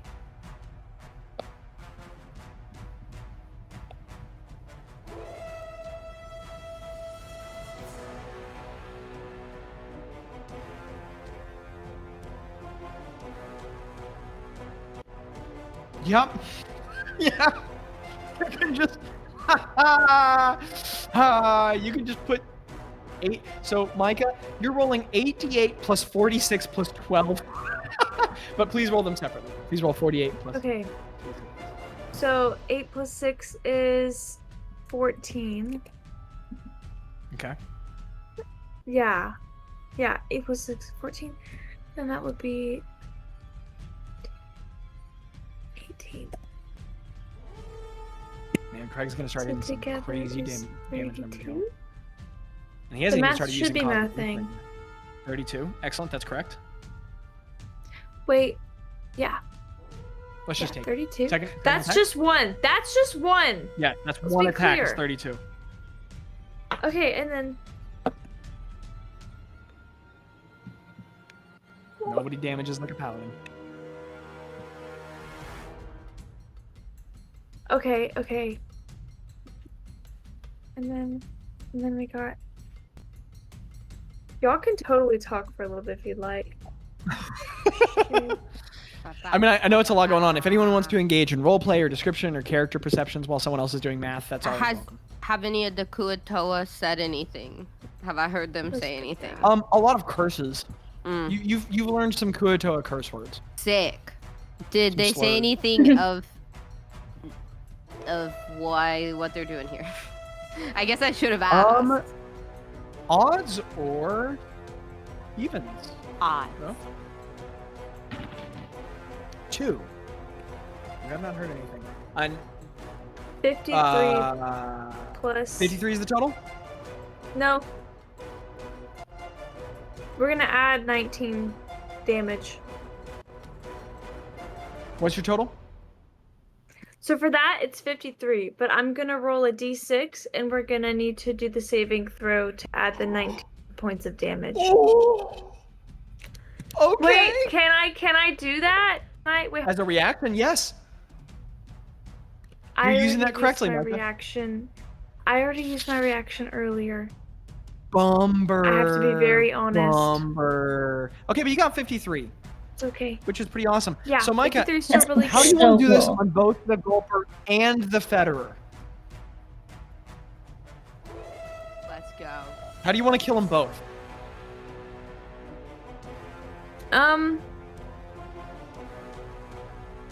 Shish kebab? As Craig, as you step forward, the Gulper. Wait, Oh, yeah, go, yeah. Can I yeah. Go. flavor it. Okay. Micah, if I say how do you want to do this, and then you ask can I flavor it, the answer is yes every time. Start flavoring. I want there to be fire that's returned back And at there them. is. Okay. Mm-hmm. So, there's like, okay, so as I'm giving Star Splinter just like through, first of all, the monster's throat, and then up through like its rider's throat. Like it's just like going up through both of them. I don't know if it's that long, but you know, it's okay. Hey, go, it's go, whatever. Micah, don't defend it's it. Whatever. It. But as it's moving, there's like a like flame and like, you know when like a meteor is coming out of the sky and it has that ring of it. In the same way, it's creating like a fire around it from the damage that did to me, and it's like, and it like shoots up and it like burns them from the inside, and there's they're like burned, and they look toasted. They look very toasted.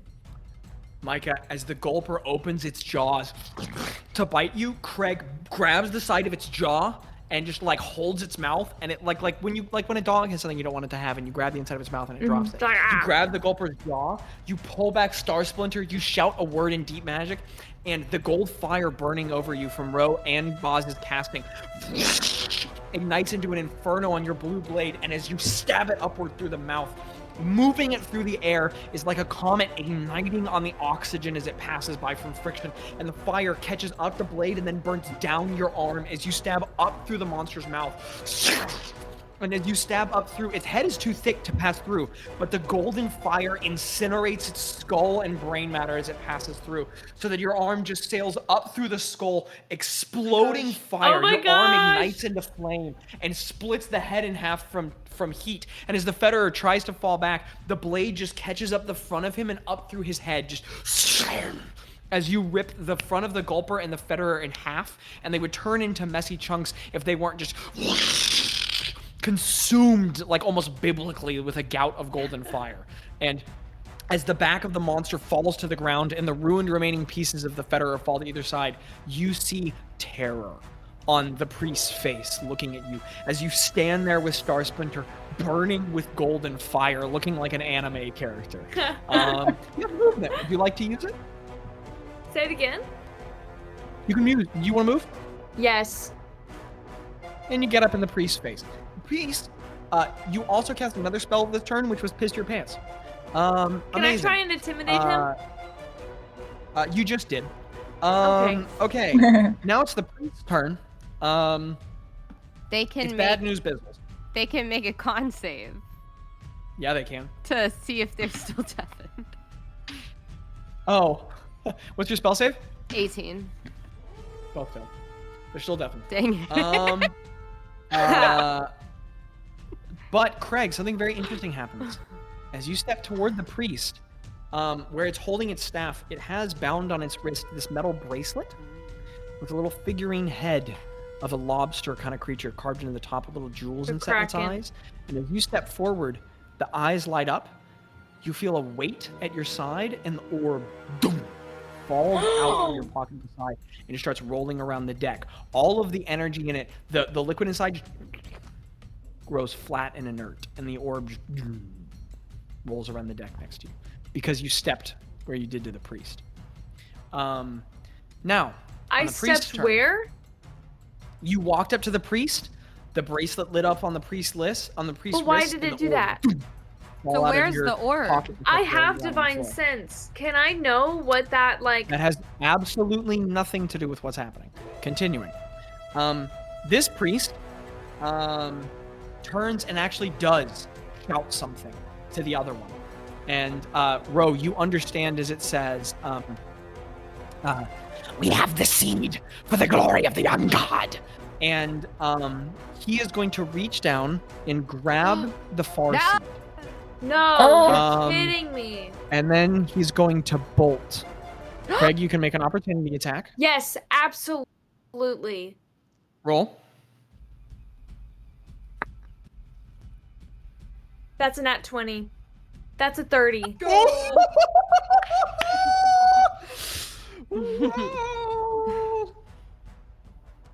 Wow, that's so story appropriate. That's awesome.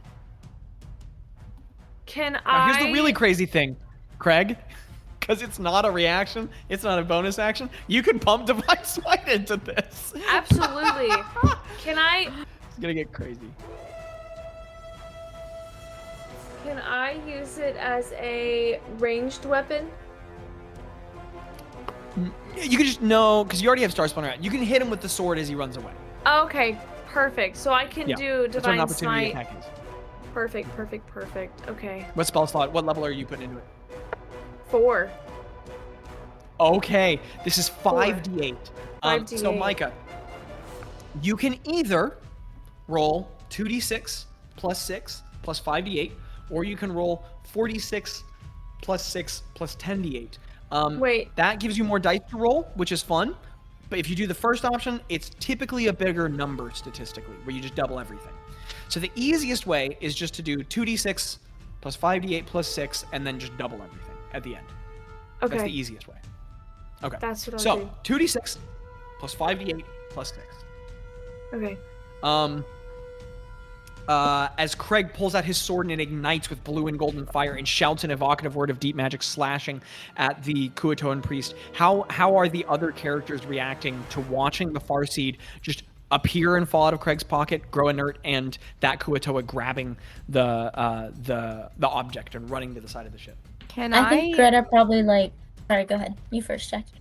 Oh, I was just gonna ask if it was possible for me to yell out, like when I hear that what they yelled. Have you used your reaction this turn? For their Did you use your turn. reaction this turn? What? Did you It's use your reaction round. this turn? Round. Oh, this whole round? Yeah, no reaction. Sorry. Dang it. What's funny Micah, is whenever the you have other your priest numbers has no correct. idea. The other priest has True. no idea what's happening. Yeah, didn't hear him. I mean, saw the Farseed, so knows that, but has Yeah. no idea Did what they he? shouted. He has like For sure. 5 people in front of him that are trying to kill him. Looking this way, they're here on a mission. If I had 5 people in front of me that were trying to kill me, I would not be looking away from him. Maybe not. Maybe he doesn't know. Who knows? What were you gonna say, Abby, about? I just think it's funny. Greta 6. probably Micah calls dealt out. 56 damage. Micah, with 62 points on the priest, how do you want to do this? Yeah! Go. Zach, we're not doing the Oh. waters thing. We told you. We're My sorry. gosh. It's not happening. I'm just kidding. Oh my We gosh. might do it. I'm gonna say that I grab him by the ankle. I pull him and drag him back to me. I get on top of him and I hold him down and then I take the sword and I just chop off his head.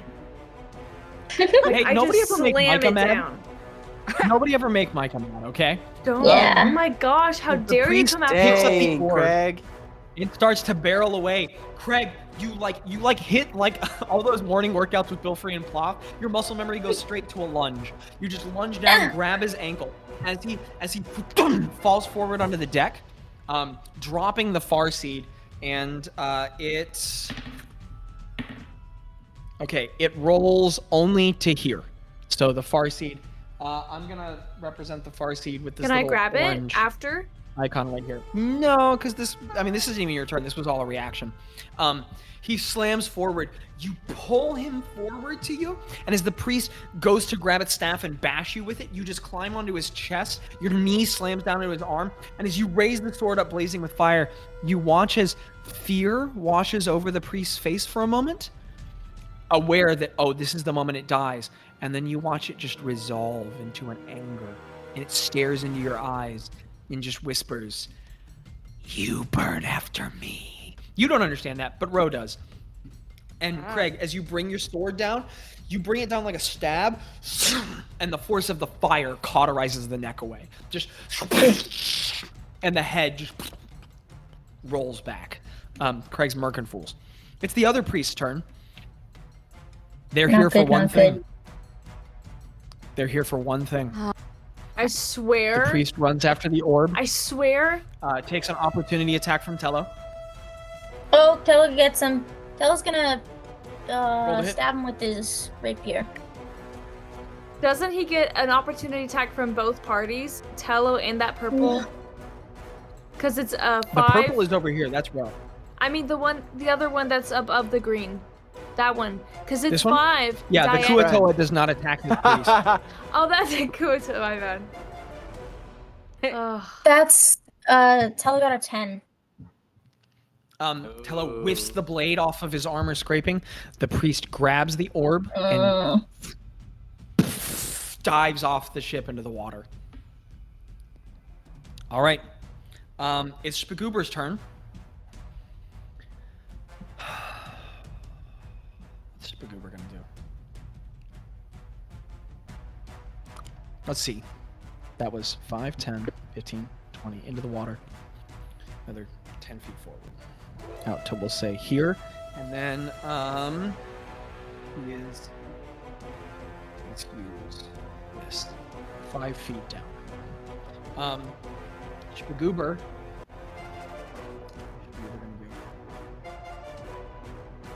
Spagoober is going to cast. Spagoober is going to cast Magic Missile at the 3rd level. Yes. Let's go, Spagooby. At the, I didn't like that. pressure on Pilfrey or on Ploff. And Magic Missile just works. Yeah, it doesn't miss. Unless you have a very specific spell. And Spagoober raises up his hand, looking at his book, flipping pages, and he goes, and all these pink sigils appear on his wrist, and just these 3 little pink bolts. And they just pound into this Kuo-toa's chest, and the Kuo-toa falls over dead as Spagoober gets a kill. Oh, wow. And Spagoobs. Spagoober looks up trembling from his book and says, "Get off my ship." And next in initiative, it is Tello. What is Tello doing?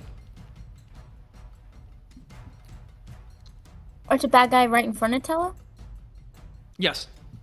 Okay, Tello's gonna turn around and poke him. Okay, roll the hit. So with Tello's dice. That's a 9. Okay. Startled from everything that's going on, he makes an errant swing and just over his head. Next up, it's Ploff. Ploff's gonna use a bonus action, and she's gonna turn to Craig and she's gonna shout, Craig, how important is that thing? The most important thing we currently own. Oh gosh, Micah. Ploff runs at the side of the ship. She takes her axe. Oh no. And she just dives off the side of the ship. No. I'm about to go join her, bro. The creature. Make an athletics check. No. Fails. Okay, so she dives into the water and just grabs onto him. Ploff is there with him. Greta, it's your turn. What are you doing?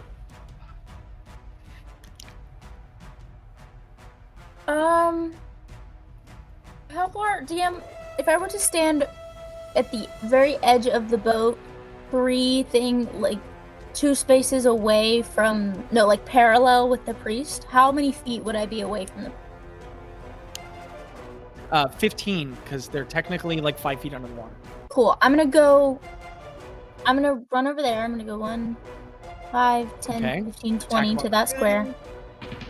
I don't know why I own dice. Oh, okay, Keep I going. Okay. As you run by, the Kuo-toa pulls out a spear, and Tello just ding deflects it away with his rapier. Heck yeah, Tello. Okay. I'm gonna try and cast suggestion on the priest. Okay. Excellent. What kind of saving throw is that? So, That's a wisdom saving throw. Wisdom be Wait, can you wisdom. read the Hey, details of wait. suggestion for me? Suggestion doesn't have disadvantage in combat. Oh, wait. No. Excellent. Can you read the details of suggestion for me? You suggest a course of activity limited to a sentence or 2 and magically influence a creature you see within range that can hear. this Greta, as out of instinct, you shout out a command, drop the seed! Ploff sort of looks back from 5 feet under the water, but you realize that this Kuo-toa has no reference for the language you speak. And it's also deafened, so I can't hear her. Well, And it's still... decision I ever made in combat, right. and I've made some bad ones. Okay. I messed up everybody's spell. I'm so sorry. Oh, that's so funny. I'm gonna All get right, rid of Belfry's this turn. spell. I'm never using it again. Misses. Okay. The attack of opportunity misses anyway. Craig has said something matters, and Belfry and Ploff's gone in. Belfry doesn't think twice. 5, 10, 15, and Belfry just. Oh my god. This is what the siblings do. They ride or die. He just launches off of the deck and dives into the water. He's actually gonna roll. Okay. The priest is grappled as he dives into the water, and both of the twins are like 5 feet into the water with the priest grappling him. Next up in initiative is Bazz. What are you doing, Bazz? Oh man, Zachary. What are our homebrew rules on lightning damage? I think my original plan is not gonna work now. But what are our If you're talking about in water, Yes. it's an extra die, I think. I know, And then but think how you does just have it- disadvantage on the thing. But like the range of the spell, is that affected at all? Or how does it work? I don't think so. Let me check. Let me look at our rules if you want to. So here's what I'm thinking. I am thinking about doing a really high level lightning. And it does it hits a spot and then does a set amount of lightning damage to anything within 5 feet. Our homebrew rule. I'm so sorry to interrupt you. Our homebrew rule just says extra damage die. That's it. So is there a way to position that and hit the priest without hitting the squares that Belfry and Ploff are in? Well, Belfry's grappling the priest. Yeah, so that's not gonna be. You're can't do definitely that gonna- anymore. Can't do that anymore. I was gonna do like 70, 80 damage with that. I was hoping it would hit. Sorry. I don't know, man. If you I don't know. If I don't know you if there's let much else I me, can What are you doing, do. you can change me into a sea creature, and so I can grapple him in the water Hold and on. be able to breathe. And do my attack dice underwater. Bazz, is it okay if we go ahead and go to the Kuatoa Crusher's turn while you're thinking things through? Yeah, it's fine. Okay. Having fulfilled his mission, there's only one objective. The Kuatoa Crusher turns into the water and dives into the fray. And Did so Tello there's have now an like a attack of rugby match happening in opportunity? the water. Oh, Tello does. wait. Tello does have attack. okay. Okay. He attacked. Yeah, what's up, Bazz? I'm sorry. No, Bazz's turn takes. I cast guidance. Okay, Zach. This is a little Action. selfish. I didn't know what you were gonna do before I said it, but if I thought it was more of a Landon, procedural it option. was your turn. It was your turn. Go ahead and go. It's okay. I don't want them to get in there before I can do something. That's the thing. I thought if they were Okay. just gonna be doing an So then- action like in combat, Kuatoa's like if we were back in here. combat on the Kuatoa's ship. back here. It's okay. It's okay. It was your turn. So I go over to. I can't vicious mockery him.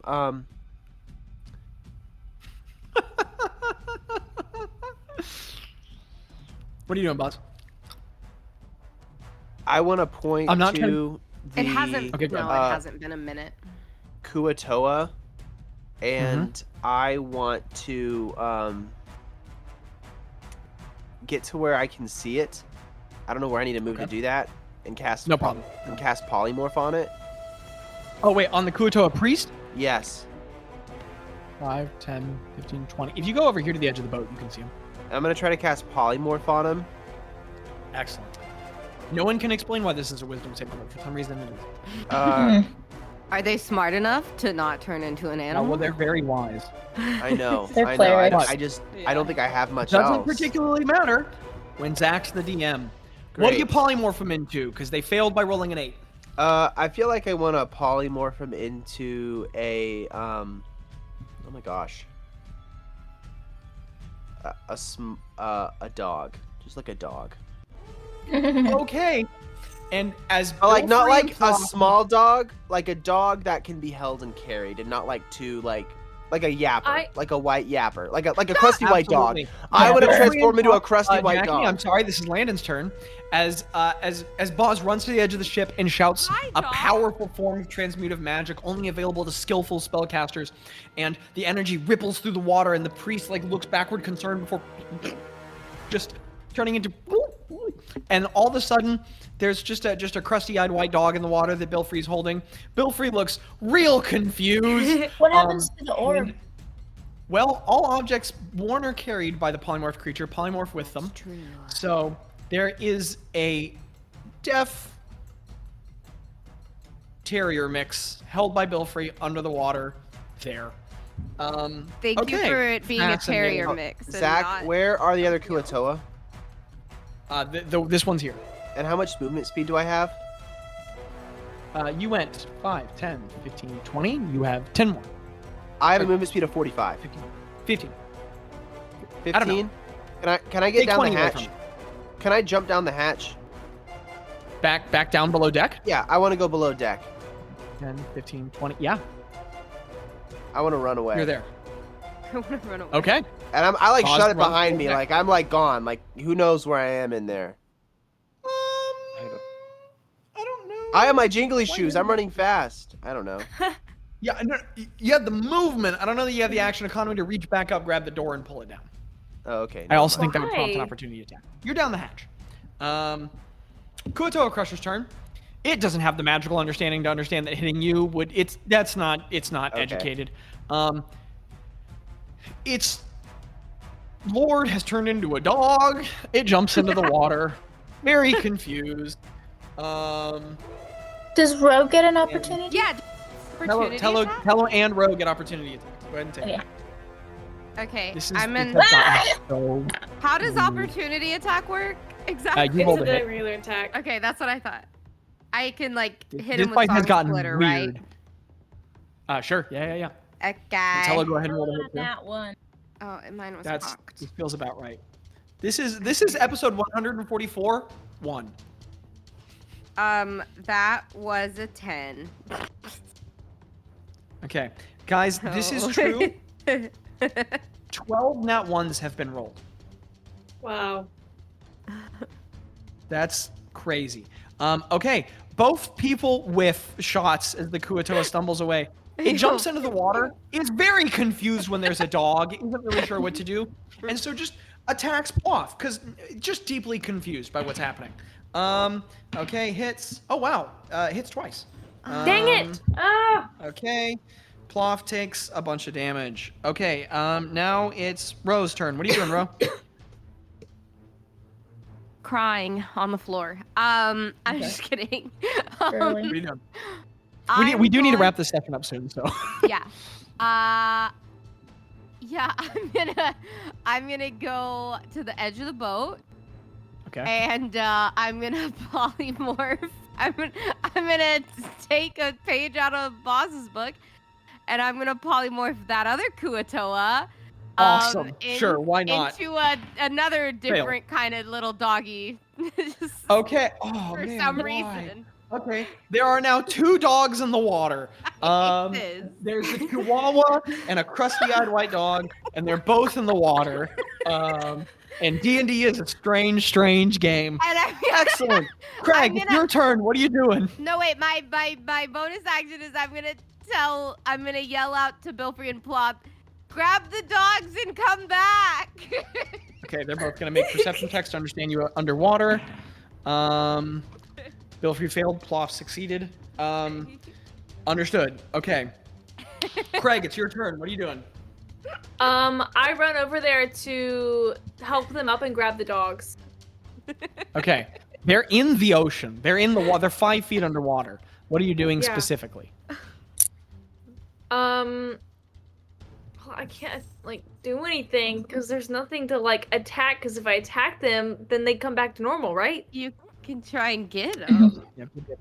Do I know where the Give it dog's pet. orb You could seed is? dive into the water, grab one of the dogs, and start swimming back toward the boat. That is what I want to do. Yes. Okay. You have the priest dog. Belfry's got it and is going to try and hurt it, and then you grab it and he's confused, but you give him a face and he just nods. He doesn't know how magic works, but he knows you do. And so you have the dog. Give me an athletics check to get back on the. You have enough movement. You have 5 more feet of movement. Give me enough to with a sword and a shield and a dog climb back up onto the boat. That'd be a 25. Yeah. Okay. 25. Okay, Craig, you are on the ship with a dog. A little crusty-eyed white dog sopping I wet. also Oh, poor thing. Ro, what is your athletics? Well, you have used quite a bit of action economy. What is it that you intend to do next? I would like to give her guidance so that she can add That is an something Action. So, we move can't. on to the priest. There's no saving throw, right? They're just polymorphed? Yes, no, maybe so. Nobody knows. I think There's no saving throw. It's just polymorphed for for an hour. Excellent. The one As long as we stay on Cross concentrated. is going to roll the hit, misses. The one being held by Craig. Craig, that hits. You take a point of piercing damage as the dog turns around and bites you. You take 1 point of piercing damage. Okay, it's Tello's turn. Actually, you know what? Can we just say everybody gets back on the ship? Yeah, everybody's. Dogs. We do stuff. Well, Bilker and Ploff just swim back, and there's just a dog in the water, just treading water over here. They don't grab the dog? They don't. No, Okay. that's the dog without the orb. I know, but I said grab If the the Ploff dog. brings dog it back. drowns, Ploff's holding a it'll chihuahua become a that's just Kuatoa. Yeah. biting at her. And Oh. Craig, you're holding a white dog that's going.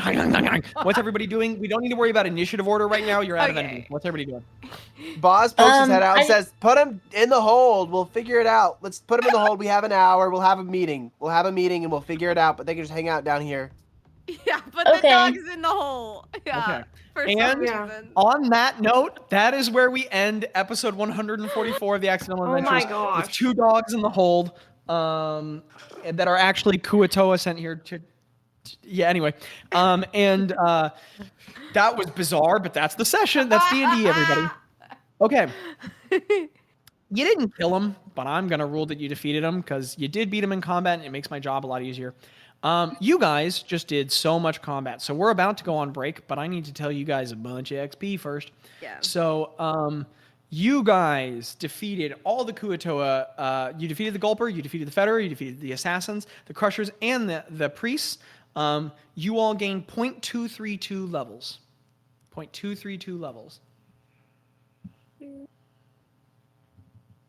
We are at 13.605. 13.605, y'all. Crazy. Big combat will do that. Okay. Listener, we need to let everyone go to break so we can come back and not have a too long session. Life's an incredible adventure. You're an important part of it. Skibbity wop and dada. Skibbity dum dum. All right, buddy.